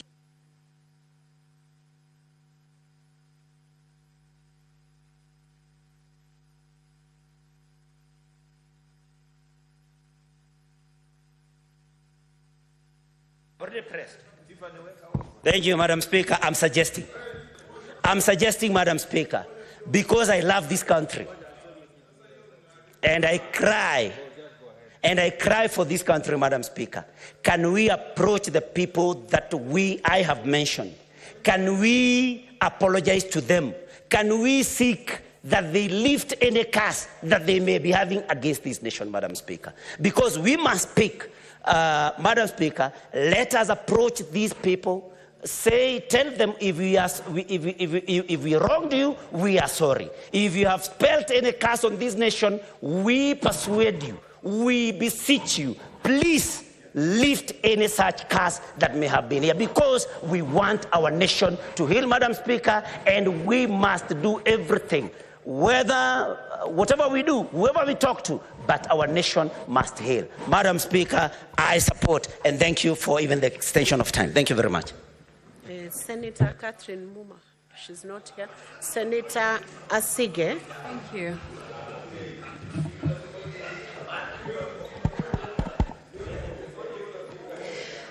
Thank you, Speaker. As I rise to support this motion, I also want to stand on the submission that I made last week, because everything that I said, I meant. And I also wish to appreciate our substantive speaker. Can you just consult in low tones? Majority Leader, please guide the team to consult in low tones. Proceed, Senator Asige. Speaker, I must begin by appreciating our substantive speaker for steering us so well through this very sensitive subject matter. He has done a very good job, and we thank him. The gig is up, Speaker. The emperor has no clothes. Speaker, I wish to lay the foundation of my contribution in the famous play titled King Lear by William Shakespeare. Widely regarded as Shakespeare's finest work, King Lear is an allegory that illustrates a sharp fall from grace from a king who is drunk with pride, with ego, the desperate need for control and praise, who makes a series of mistakes by listening to his immoral eldest two daughters and bad advisors, who exist only to praise him for their own personal gain. Though caring for him greatly and always wanting the best for him, Speaker, King Lear chooses to reject his youngest daughter, Cordelia, because she refuses to flatter or feed his ego like the others, by telling him the truth, even at the risk of her losing her inheritance. Shakespeare's motif revolves around King Lear's fall into error and Machiavellian ways, which we see when he arrogantly declares that he has ultimate power and can choose to ignore his subjects whenever he is pleased with them. His inability to see the truth leads him to lose power, wealth, his senses, his truest daughter Cordelia, and ultimately his own life. Speaker, the entire internet was screaming during Sunday night's interview with the president. Don't mean to anthropomorphize, but TV screens across the country would have turned themselves off themselves if they could, after what is said to have been a train wreck of a conversation from start to finish that left the emperor naked. I must acknowledge, however, the decision by the president to have a 2-hour unscripted sit-down, because seldom do African heads of state risk putting themselves in unpredictable, uncontrolled environments like that. With our majority leader setting the tone through this motion, Let the Senate be your Cordelia, Mr. President. You are a leader in the service industry, and I was told just last night that the two most vital pillars in the service industry are perception and experience. And for such a delicate subject matter, you at the very least need a stellar crisis communications team, because your words kept fueling the fire last week. I also want to remind the President that it's not about him. It's not personal. We didn't name it Kenya Kwanza. That wasn't us. Kenya Kwanza. Not Kwanza the noun, Speaker, but Kwanza the adjective. And instead of putting Kenya first, your presidency has put Machiavellianism first, like King Lear, when all that us young people wanted was for you to put Kenya first. Like a performance review of sorts, Speaker, we expected that on his third attempt to address us on Sunday night, he would come with details, with data, definitives, strategies, but it was still so vague, so non-committal, so uninformed. It felt dismissive and disconnected. Speaker, the President went on national television without a clue of what has been happening in the country that he believes he governs. Was the Deputy President right in his address last week as well, that his boss may not know all that is going on in the country? How many people are in custody, he was asked. He replied, I have a ballpark figure from the police that they have enough people. What do you say to the youth who say yours is not a listening government, he was asked. He said, I have 4 things: housing jobs, digital jobs, export of labor, manufacturing. You believed barely 1.5 years ago that you could run the country on 2.9 trillion. In a few months, you went to Parliament and requested 3.6 trillion. This year, you went to Parliament and requested 4.2 trillion. And what do they see in return? They see extravagance in government, he was told. He replied, let me tell you the following. Today, universities were almost closed because of debts of 60 billion shillings. I have enhanced their budget by 40 billion shillings because education, to me, is the greatest equalizer. Speaker, this went on and on and on. Tone deaf and not answering what Kenyans really wanted to hear from the President. Not only were shots fired at innocent young protesters last week, Speaker, but it seems in this interview we also saw shots fired at his cabinet, his deputy president, and even the communications team caught astray. So what are some solutions? Speaker, in response to austerity measures as directed by this motion, the President has on record made pronouncements of what he plans to do. Young people do not want more dialogue or multi-sectoral groups before he actions what he has already committed to do. In his Wednesday, 26th of June press conference, the President committed to do the following. 1, reduce expenditure, starting with the Executive Office of the President and extending it to the entire executive arm of government. 2, operational expenditure in the presidency be reduced to remove all allocations for the confidential vote, reduce travel budgets, hospitality, and purchase all motor vehicles and renovations, as well as other expenditures. Number 3, Parliament, the judiciary, and county governments working with the National Treasury also undertake budget cuts. This clearly shows, Speaker, that the President knows exactly what he needs to do and precisely what he needs to focus on. Get rid of corruption, get rid of wastage, get rid of breaching court orders, get rid of misdirective and duplicative pots of money like CDF, which completely usurp the true function of a legislator. Speaker, members of Parliament are supposed to legislate and ministries are supposed to implement. No parliamentarian should have a CDF allocation because our role is simple: to represent, to oversight, and legislate. We have no business building markets and roads and hospitals. Get rid of CDF that bastardizes the role of a member of Parliament. We also want a repeal of other unconstitutional legislations since this government came into power. And we want leaders to be leaders, Speaker, not leaders to be dealers. However, to achieve all this, we also want to hear definitives and strategies, not broad, pie-in-the-sky pronouncements. By now, Speaker, we should already have heard how much he will reduce expenditure in his office. How much will you cut from your travel budget, your hospitality budget, from the purchasing of motor vehicles and renovations? Speaker, the President has economic advisors who work for him round the clock and should have crunched preliminary numbers for us to see by now. On Sunday, the 30th of June, he was asked on national TV again if he'll reduce his ministers and ministries, to which he replied, and I quote, "That is an area that we will have to look into, because that is a reality that we will face." It clearly shows that the President needs to do. Speaker, for my second proposal, let's go to Article 152(1) of our Constitution. That the Cabinet consists only of A, the President, B, the Deputy President, C, the Attorney General, D, not fewer than 14 and not more than 22 Cabinet Secretaries. This means, Speaker, that our Constitution provides that the President can cut the number of ministries to 14 from the current 21, saving the country billions of shillings.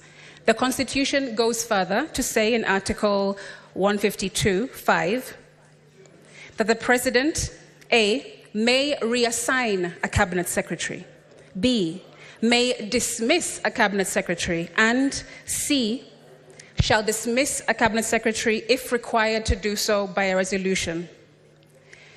Sorry, not sorry, Mr. President, but wake up your Minister of Youth Affairs, because the youth are telling you that they are desperately underserved. Wake up your Minister for Interior, because too many poorly trained, trigger-happy police officers exist under his watch. Wake up your Minister for Labour, because young people are protesting in the streets due to a lack of equal opportunities. Wake up your Minister for Roads, because we're seeing the worst levels of carnage and needless deaths of young people than in any 10-year preceding his. Wake up your Minister for Trade and Industries, because from small innovators to entrepreneurs to industries, the ecosystem she is leading has become terribly unforgiving. If you already know what needs to be done, and the Constitution gives you the power to take action, Mr. President, Cabinet Secretaries must be sacked. My third proposal, in reaction to point number 1 in this motion, revolves around exercise of legislative powers. Speaker, why is it that the finance bill never makes its way to the Senate for consideration? Our Constitution does not bar this upper house from jointly considering legislation, especially those with as much gravitas as a finance bill. To illustrate this, I want to go to Article 109(5) that says, "A bill may be introduced by any member or committee of the relevant House of Parliament, but a money bill may only be introduced in National Assembly in accordance with Article 114. It simply says, Speaker, that a money bill may be introduced only in the National Assembly, but nowhere does it say that a money bill cannot also be considered in the Senate. Our Constitution only bars this House from introducing money bills, not from considering them. This must be corrected to avoid future constitutional misinterpretations that lead us to continue allowing the National Assembly to monopolize such crucial functions. I'm just reading the law. And while we're at it, Majority Leader, the entire country knows that our committees here are chaired and vice-chaired by your side, the government. That doesn't give balance. That doesn't give an opportunity for real unbiased and impartial looks at bills and proposals and legislation in this House. If you hold the chairmanship and also the vice chairmanship in all committees, how are we telling the rest of the country that we are transparent and we're going to move forward in a new way? That also needs to change. Speaker, life is in the power of the tongue, because if we get this mandate, we cannot afford to mess around and continue to play politricks. My fourth proposal focuses on the presidential assent and of the Finance Bill 2024. And for that, let's go to Article 115 of the Constitution. 1. Within 14 days after receipt of the bill, the President shall A. Assent to the bill, or B. Refer the bill back to Parliament for reconsideration by Parliament, noting any reservations that the President has concerning the bill.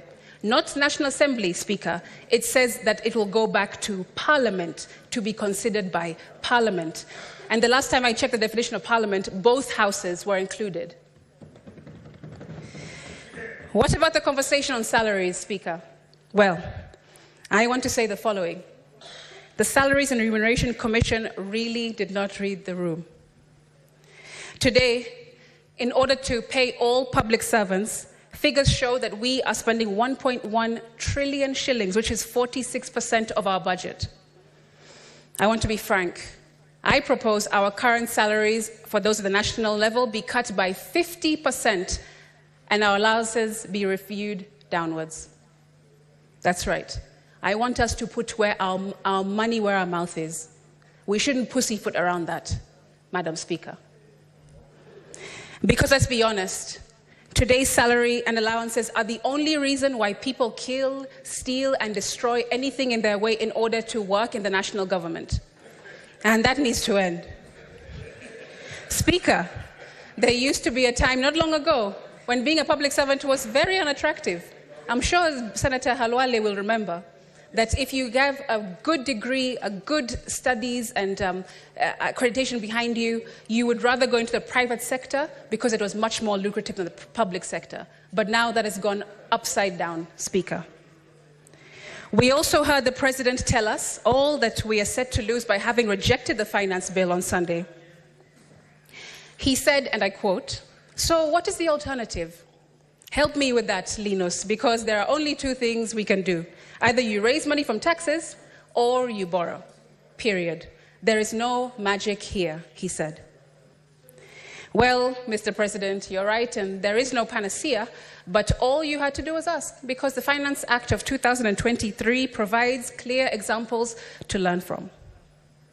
For one, we witnessed a reduced consumption of petroleum products, a slowdown in construction due to high cost of materials, and a significant overall increase in construction costs, largely attributed to the imposition of the export investment levy.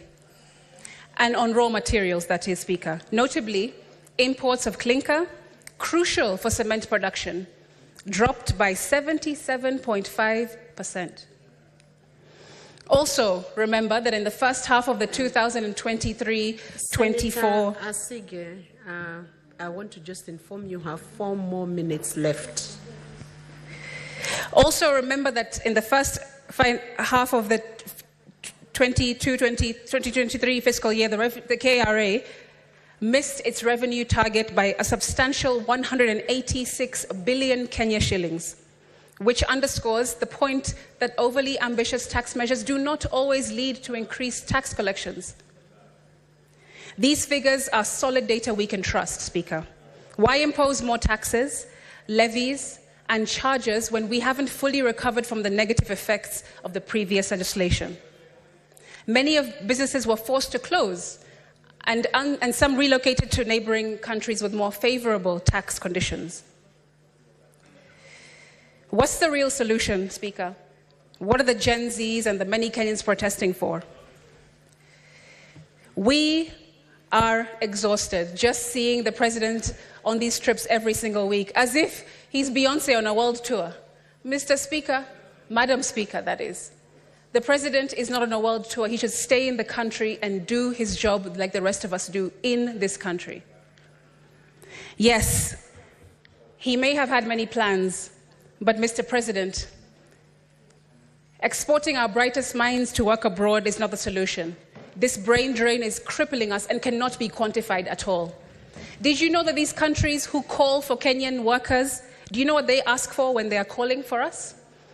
They want under 45s only, highly skilled, well-educated, in good health even, and they must undergo rigorous vetting because they have a particular criteria of people they're looking for.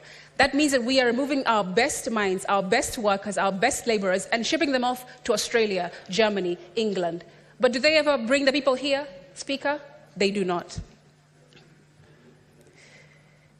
In my conclusion, as I close, I would like to speak directly to young people.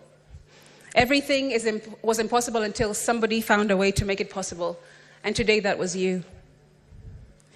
You have been steadfast in demanding that this government stop and listen to you, and before this moment, everyone thought it was impossible, and now, though I remain a bit skeptical of the presidency to some degree, I still stand 10 toes down in believing that Kenya will never be the same again because of you, young people.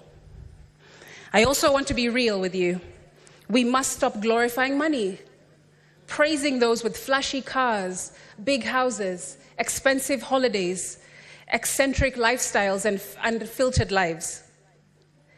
It's us that keep applauding that behavior. We follow those accounts. We like and repost their displays of opulence every day, and this exacerbates the problem of these people wanting to keep up their public images. But not that all that glitters is gold.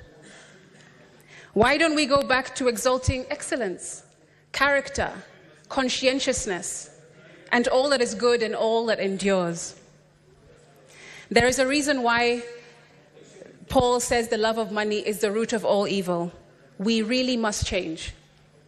Speaker, let me land by circling back to King Lear by William Shakespeare. Anna Camerali writes that the tragedy of King Lear's lack of understanding of the consequences of his demands and actions is often observed to be like that of a spoiled child. But it has also been noted that his behavior is equally likely to be seen in parents who have never adjusted to their children having grown up. Speaker, Kenya's democracy has grown up. It has matured and it's maturing into a faceless, fearless, tribeless legion of... Time is up. Half a minute, you finish that sentence. Give a 1 minute, Secretariat. Thank you, Speaker. I was saying, Kenya's democracy has grown up. It has matured, it's maturing into a faceless, fearless, and tribeless legion of the majority of our population, who have a good constitution, but unfortunately in the wrong hands. Speaker, Kenya, I stand by them in this House, I speak for them in this House, and when they name the 25th of June 2024 Z-Day, they will know that you did that. I thank you. Senator Catherine Moma.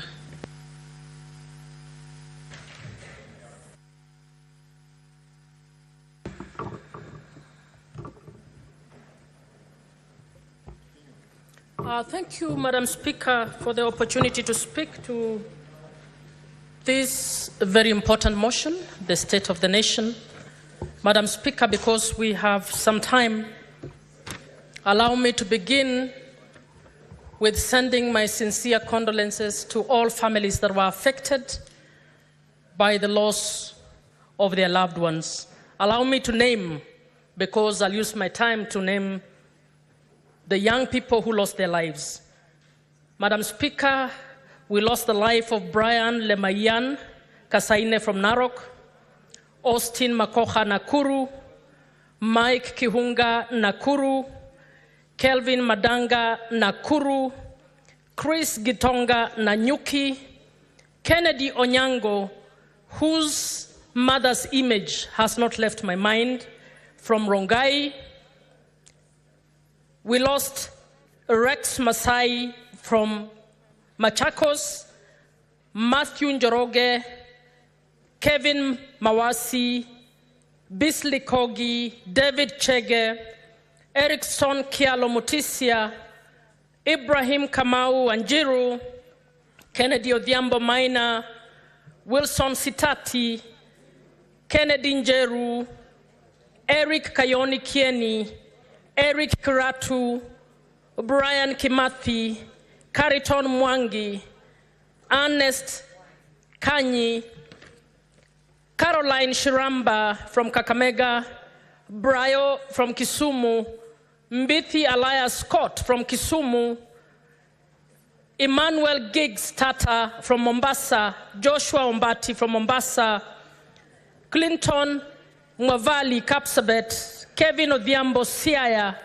Brian Rongo, Bernard Mungai Ndwati, and we have another nearly 10 whose bodies are lying in the mortuary unidentified. Madam Speaker, I believe we have many more whose names had not reached the Kenya National Commission on Human Rights. I felt it's important to name them, Madam Speaker, because what has happened in this country is a revolution for the third liberation of this country, Madam Speaker. Madam Speaker, the Gen Zs are simply trying to get back this country on track. Madam Speaker, I wish people would not speak. People are consulting so loudly that I cannot even hear, listen to what I'm doing. Madam Speaker, the Gen Zs are telling us a very simple thing, that in 2010, we put in place a constitution to guide how this country should be governed. But this country is not being governed in that manner. And they are telling us that there is a very important provision in the constitution that we have chosen as a country, particularly the leadership, to ignore. They are bringing us back to the implementation of Article 10 of the Constitution. Madam Speaker, they are bringing back the conscience of this nation.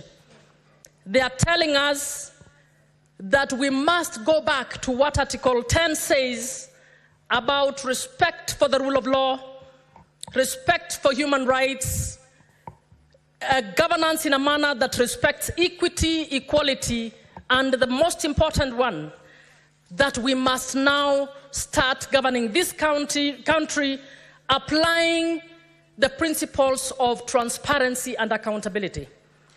And Madam Speaker, because a lot has been said, I want us to immediately move on how best we can actually speak to the issue of transparency and accountability.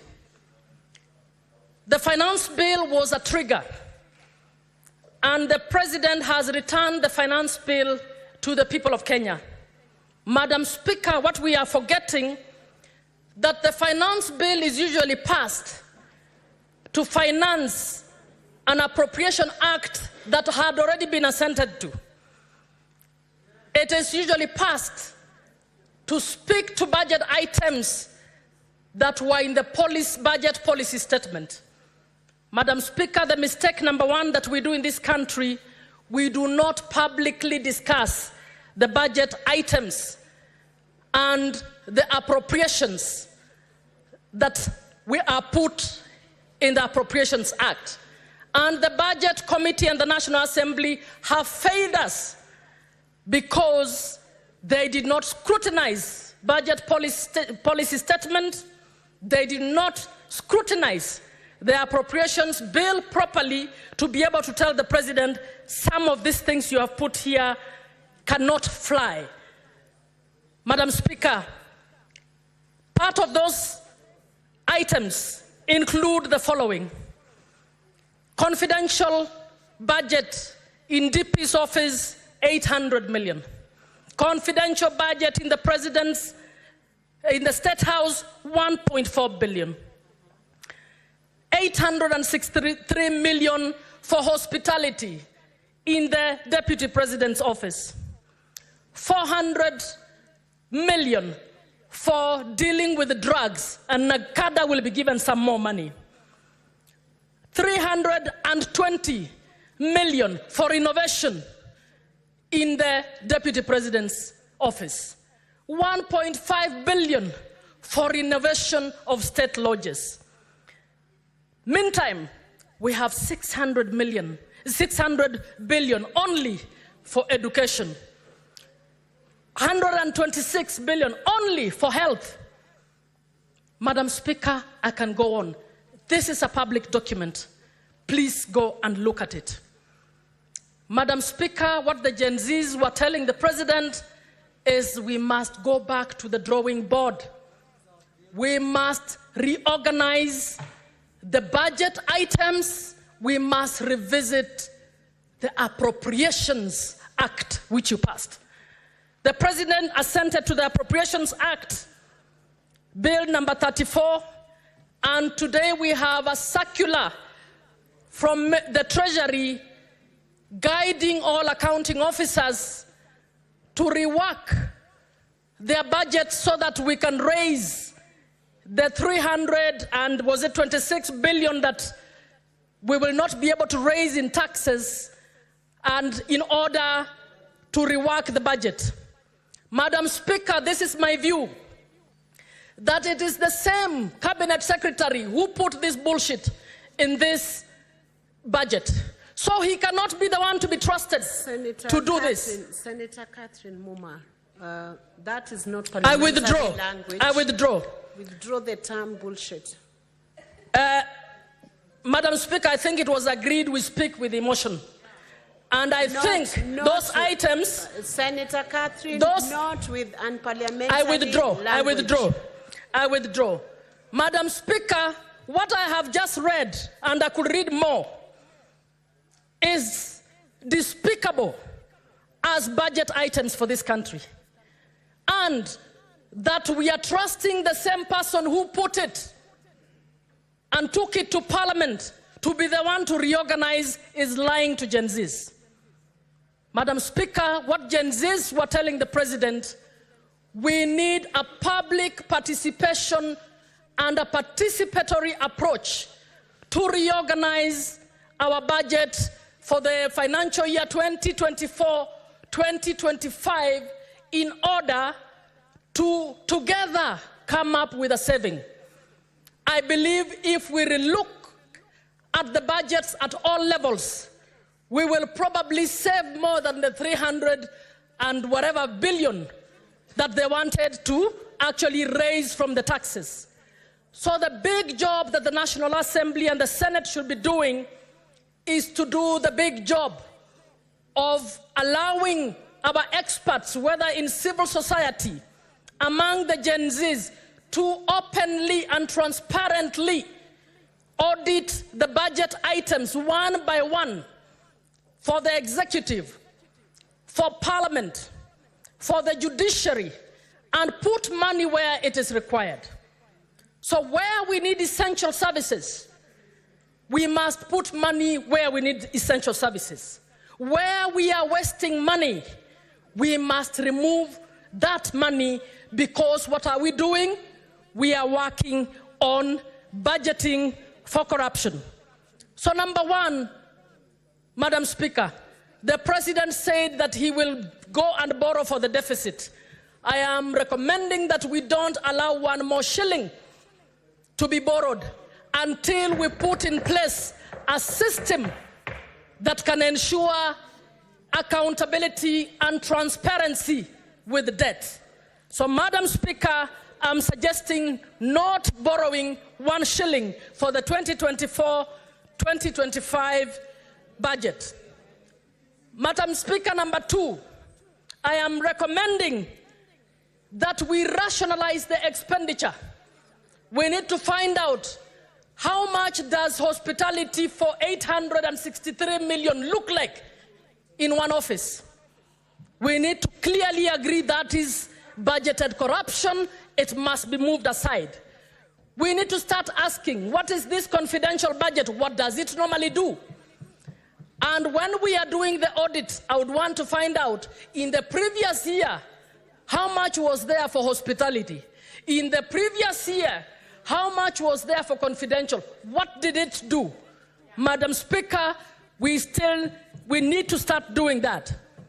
As we are reducing expenditure, one of the other things we need to do is to find out, how do we identify duplicated jobs? I have just given one example. We have Nakada dealing with drugs, but you give the deputy president 400 million to deal with drugs. We have county governments doing county roads, but you have CDF being given money to do county roads. We have national government doing bursaries, but you have the president with bursaries. You have governors giving bursaries, and yet education is a national budget. We will save a lot by looking at duplicated items to save that money and send it to the essential services. As we are doing so, Madam Speaker, we must not reduce the budget to social spending that keeps the dignity of the human beings in this country. Our development strategy must be people-centered. We must provide education. We can only keep increasing our budget in education. We must provide better health. We must keep increasing the budgets in health. We cannot say we are not now going to pay the interns. We are not going to pay the doctors. And yet we have millions for mandazis. It is not acceptable, Madam Speaker. Madam Speaker, we also need to look at the issue of political employments. And I'm suggesting Public Service Commission must be summoned to the Senate to tell us what structures it has set up of a parallel public service that is not provided for in the Constitution or in the law.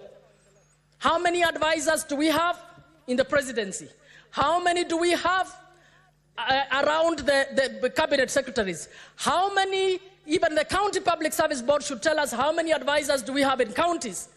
That is a parallel, silent public service. As they are telling us, the SRC must join them to tell us how they have cleared payments of salaries to unstatutory and unconstitutional offices. Who is going to be held accountable for that? So those two bodies must tell us what we need to do. We also need to find out why are employment laws not being followed? Why are constitutional commissions which are supposed to be independent not doing this? Why are TSC letters being peddled by politicians? Why is TSC issuing employment letters? TSC has been practicing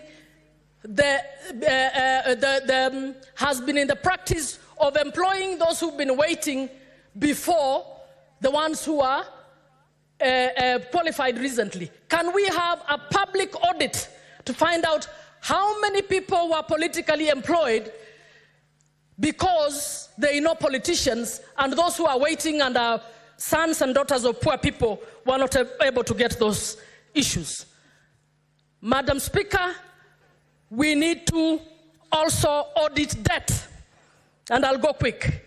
We need to audit our debt and ensure to find out documents and all agreements relating to debt need to be made available to Parliament so that Parliament can actually audit this.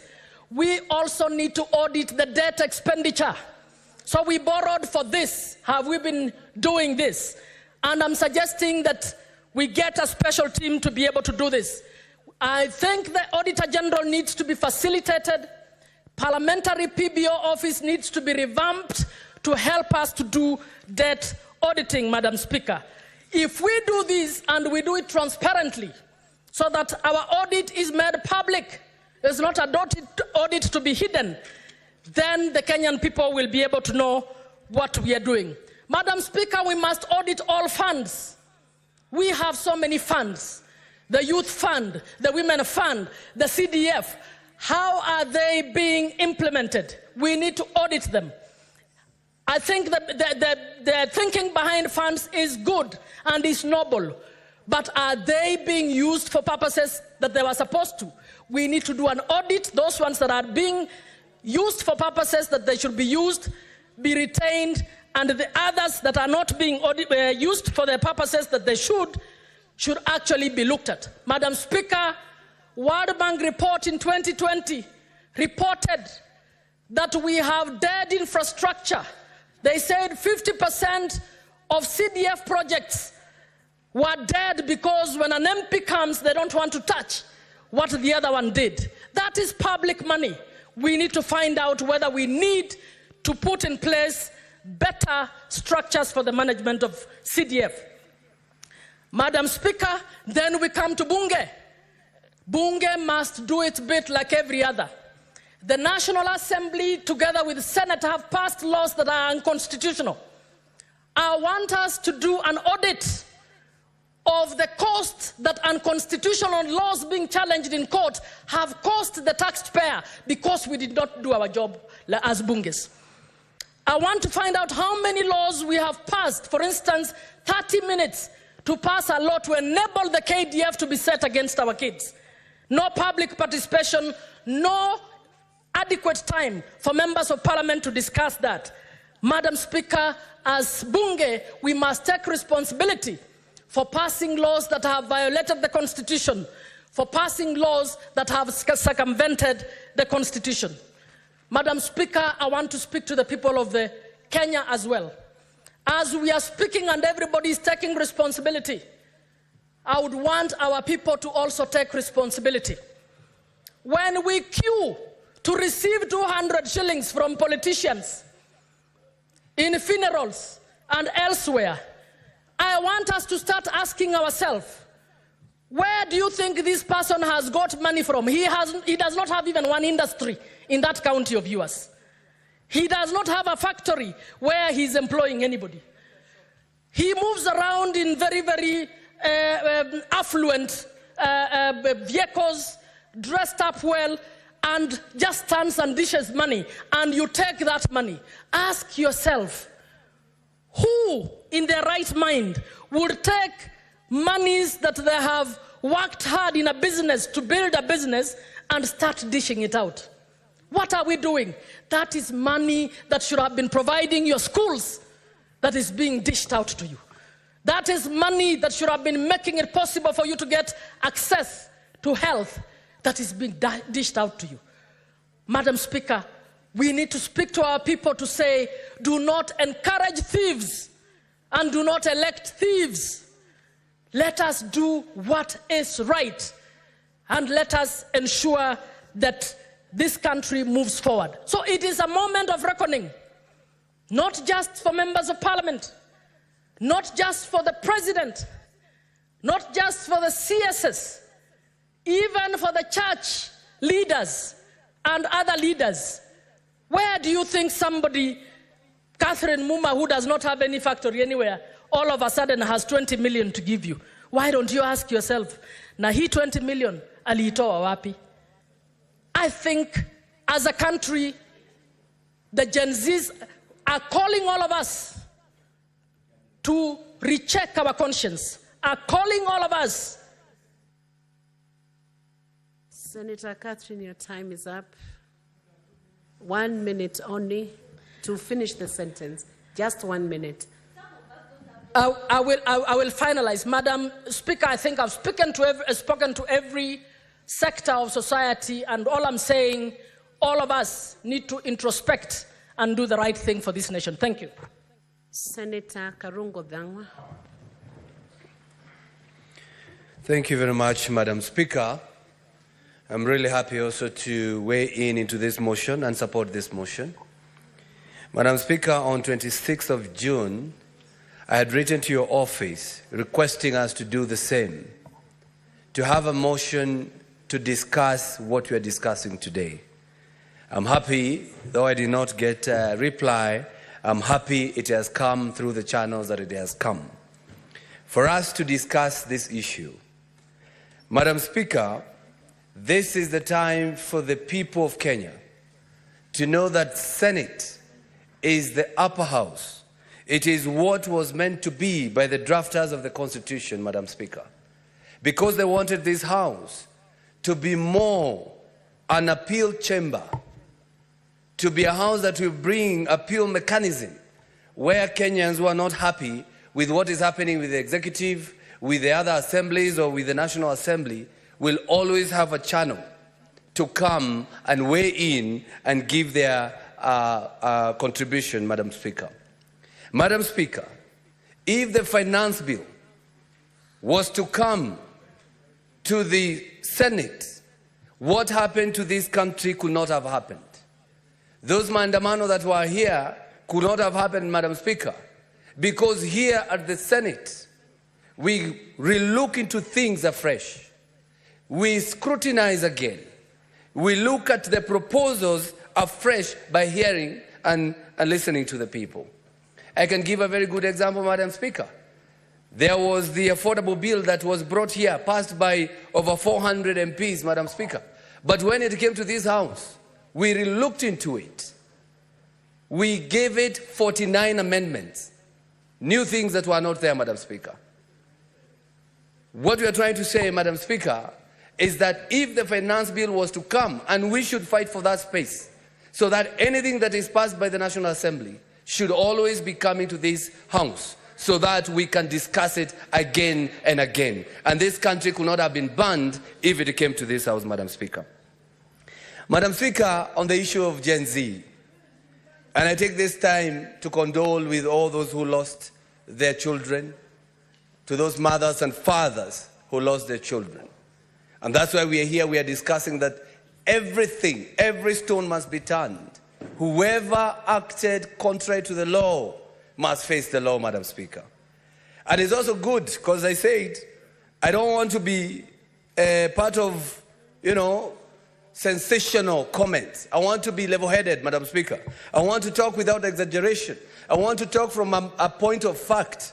And that's why I want to tell people what Gen Z means. Many people don't even know. I saw an old man, a politician, former politician, saying, when I was Gen Z. You have never been Gen Z, Madam Speaker. Because a Gen Z is a period of which one was born. Gen Z are those who were born between 1997 and 2010, Madam Speaker. Those who are born, like Senator Medhu, between 1996, between 1981 to 1996, they are millennials, Madam Speaker. And those who are born before that, Madam Speaker, that is 1965 and 1980, Madam Speaker, that is Generation X.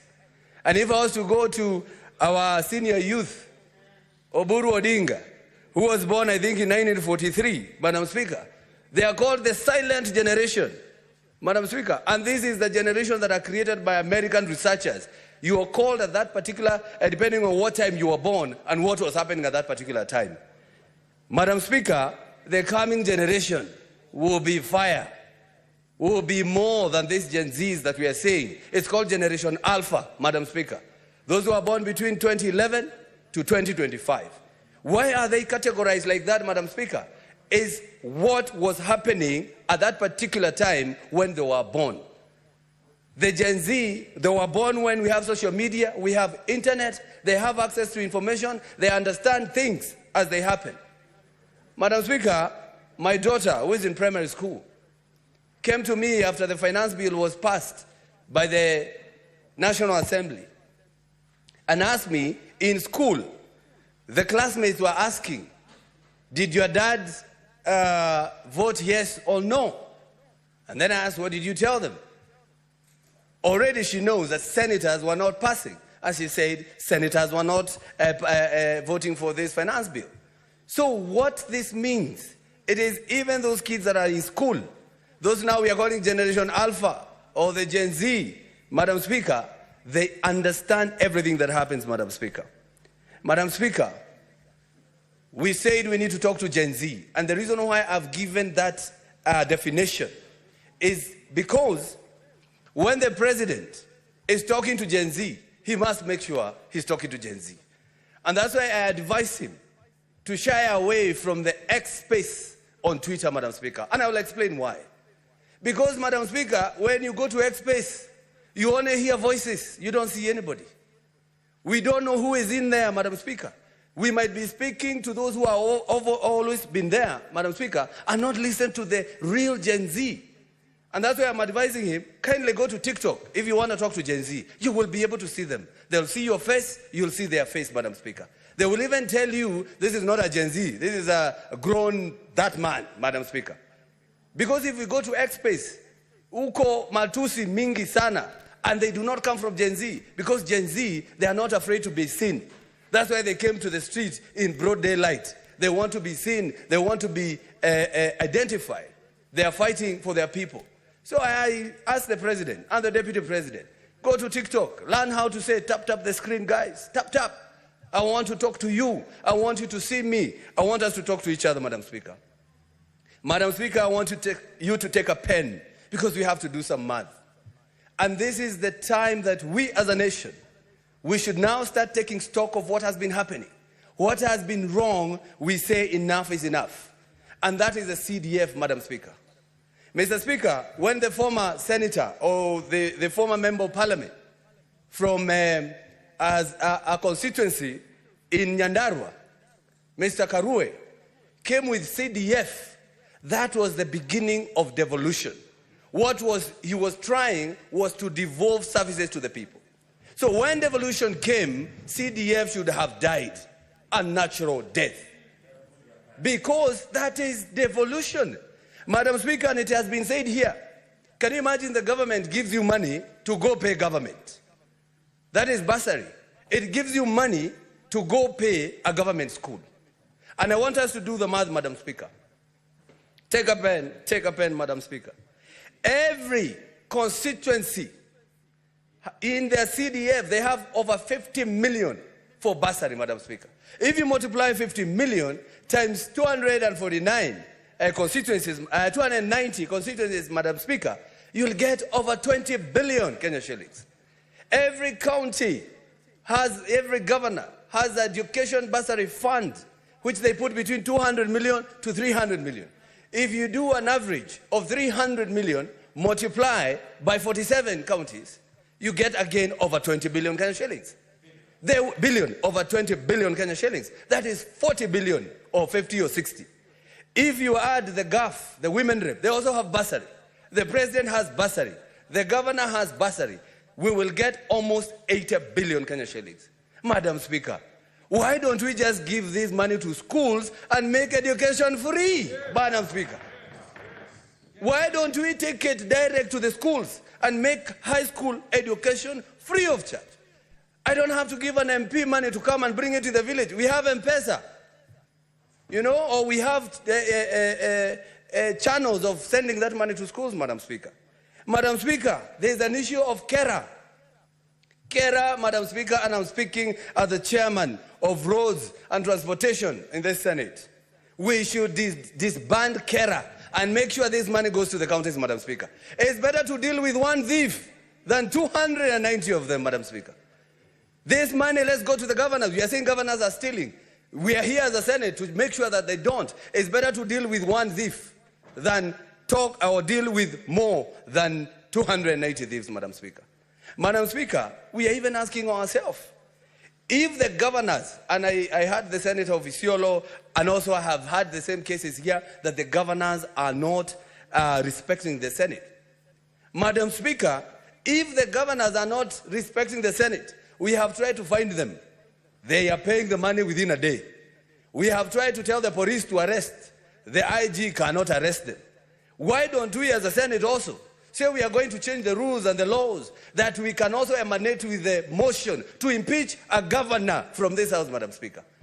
Because what we do, we all know, wait for the MCAs to bring them. So if the MCA never bring them here, this house that is mandated to check the interests of a county should also come with a motion to impeach a certain governor who is not respect this house and who is stealing and who is taking money home, Madam Speaker. Madam Speaker, as I conclude, because I am a man of few words, Madam Speaker, I would urge the executive and I urge the cabinet secretaries, those who are going to survive, Madam Speaker, from the sacking, because it must happen, Madam Speaker. I'm telling them, focus on creating jobs. It's better to go on a muddy road when you have money in the pocket. It's better to go for the water in the river when you have money in the pocket, Madam Speaker. It's better, Madam Speaker, to go. What I'm trying to say is, when it comes to development, Madam Speaker, and you had said that, Madam Speaker, it must be people-centric. Go with the money to where they are and ask them, I have 20 million here. Do you want me to make this road? Do you want me to make this, to bring water?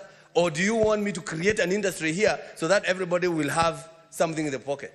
They will say, create an industry, and we get money. Then we'll discuss that when it comes to roads, Madam Speaker. Madam Speaker, picketing that we saw for the first time here, it was very peaceful at the beginning.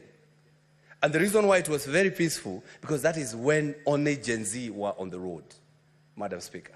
And they were picketing, taking selfies, recording themselves on camera. And that is to show it can be done. And that's why I'm supporting those who are saying that we should bring along and have picketing corners, picketing roads.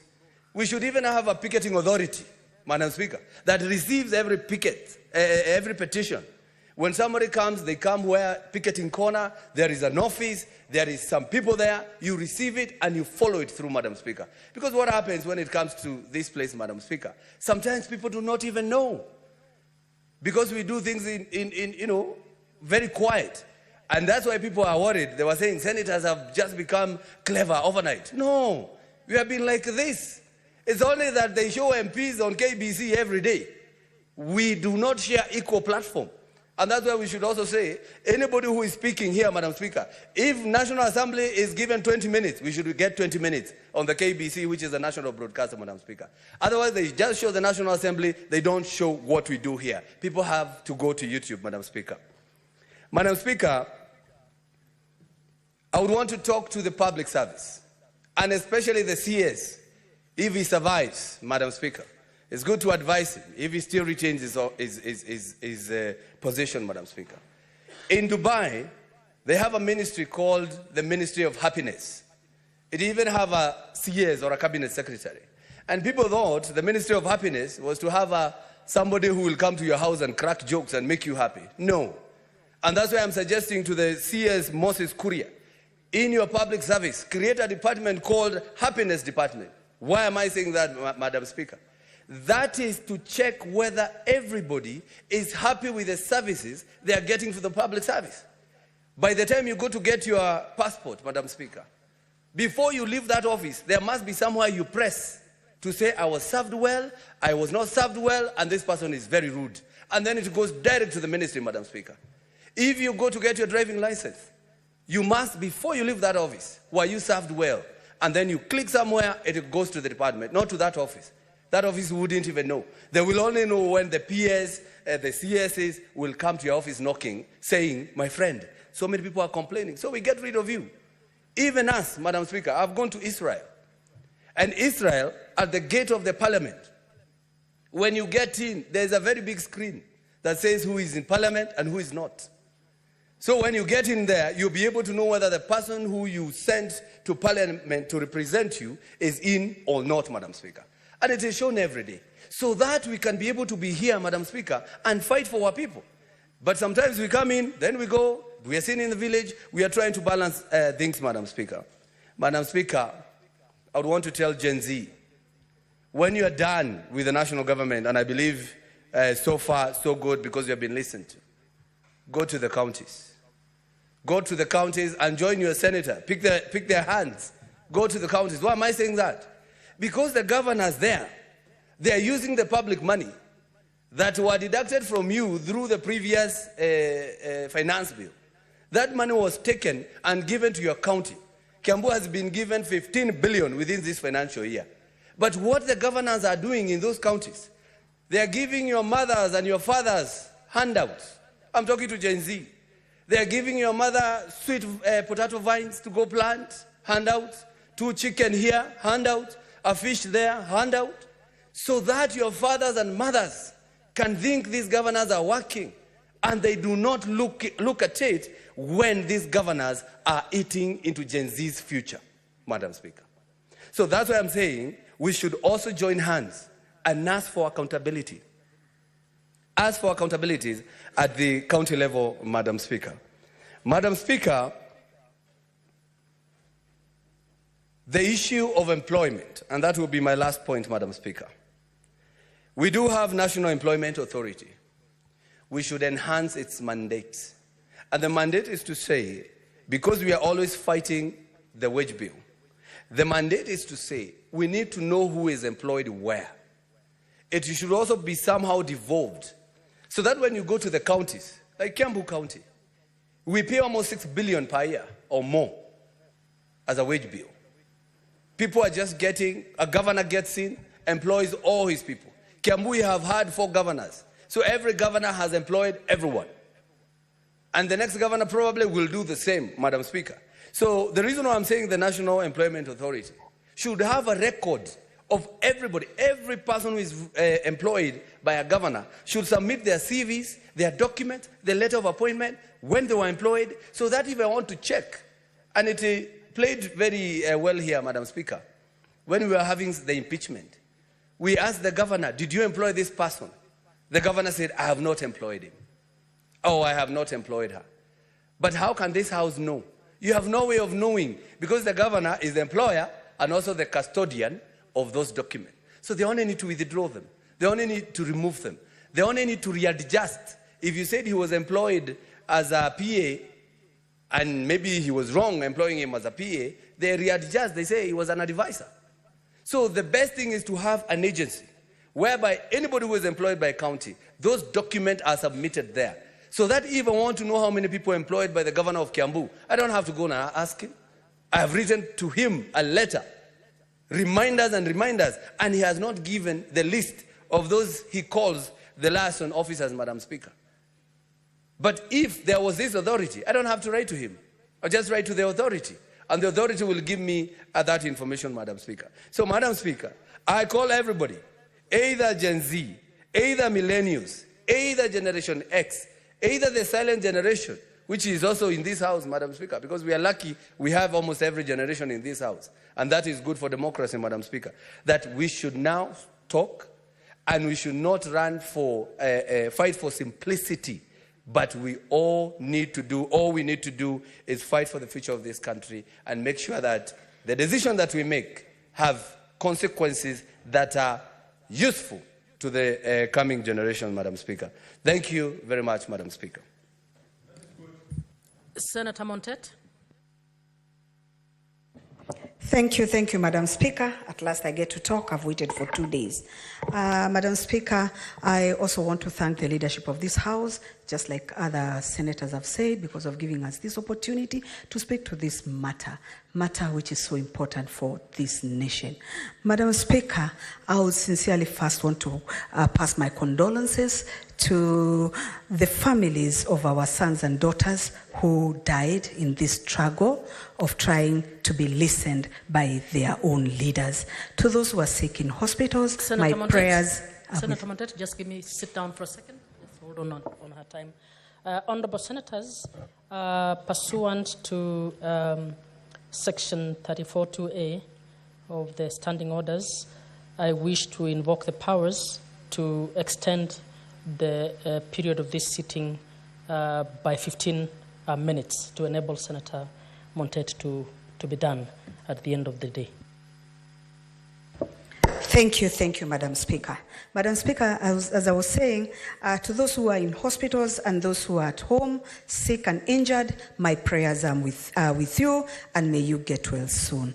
To the business community, those who lost their properties, most of them even lost their livelihoods, I'm sorry as a leader in this country, and I pray and hope we will not get to this again, since the Gen Zs are telling us and showing us the way of doing things.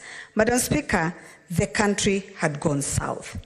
The biggest question today in this House and in the minds of all the leaders in this country is how and when did we get there? But Madam Speaker, sorry, the signs were there. The signs of times were there. Kenya spoke. It was loud and clear. Things were not right. But what did we do as leaders? We never listened to them. Madam Speaker, all these bills which have brought all these issues in this country have passed through the 2 houses. Madam Speaker, as usual, we never got time to listen to our people. We never took time also to look at these bills and reflect how will they affect our own people? What is it that Kenya we are looking at? What is it that we want with our nation? And Madam Speaker, that is how we have come to be where we are today. It is sad indeed. Gen Zs, you've done well. Indeed, we should congratulate you. You've done what we've never been able to do for a long time or since independence. You have come out clear and loud that things cannot be the same. Things have to change. Madam Speaker, things have started going bad about 2 years ago, and Kenyans spoke. When first sugar was imported, poisonous sugar was imported in this country, Madam Speaker, Kenyans spoke. It was so sad that later the same sugar was sold to poor Kenyans and it was consumed, and to date, the importers of that sugar, and Madam Speaker, sadly, they are leaders in this country. They are people working for this country. They are people who are supposed to be they are not supposed to be they are servants of the people. They are not supposed to be the people who are finishing their own people. They've never been brought to book. As my other senators said, Madam Speaker,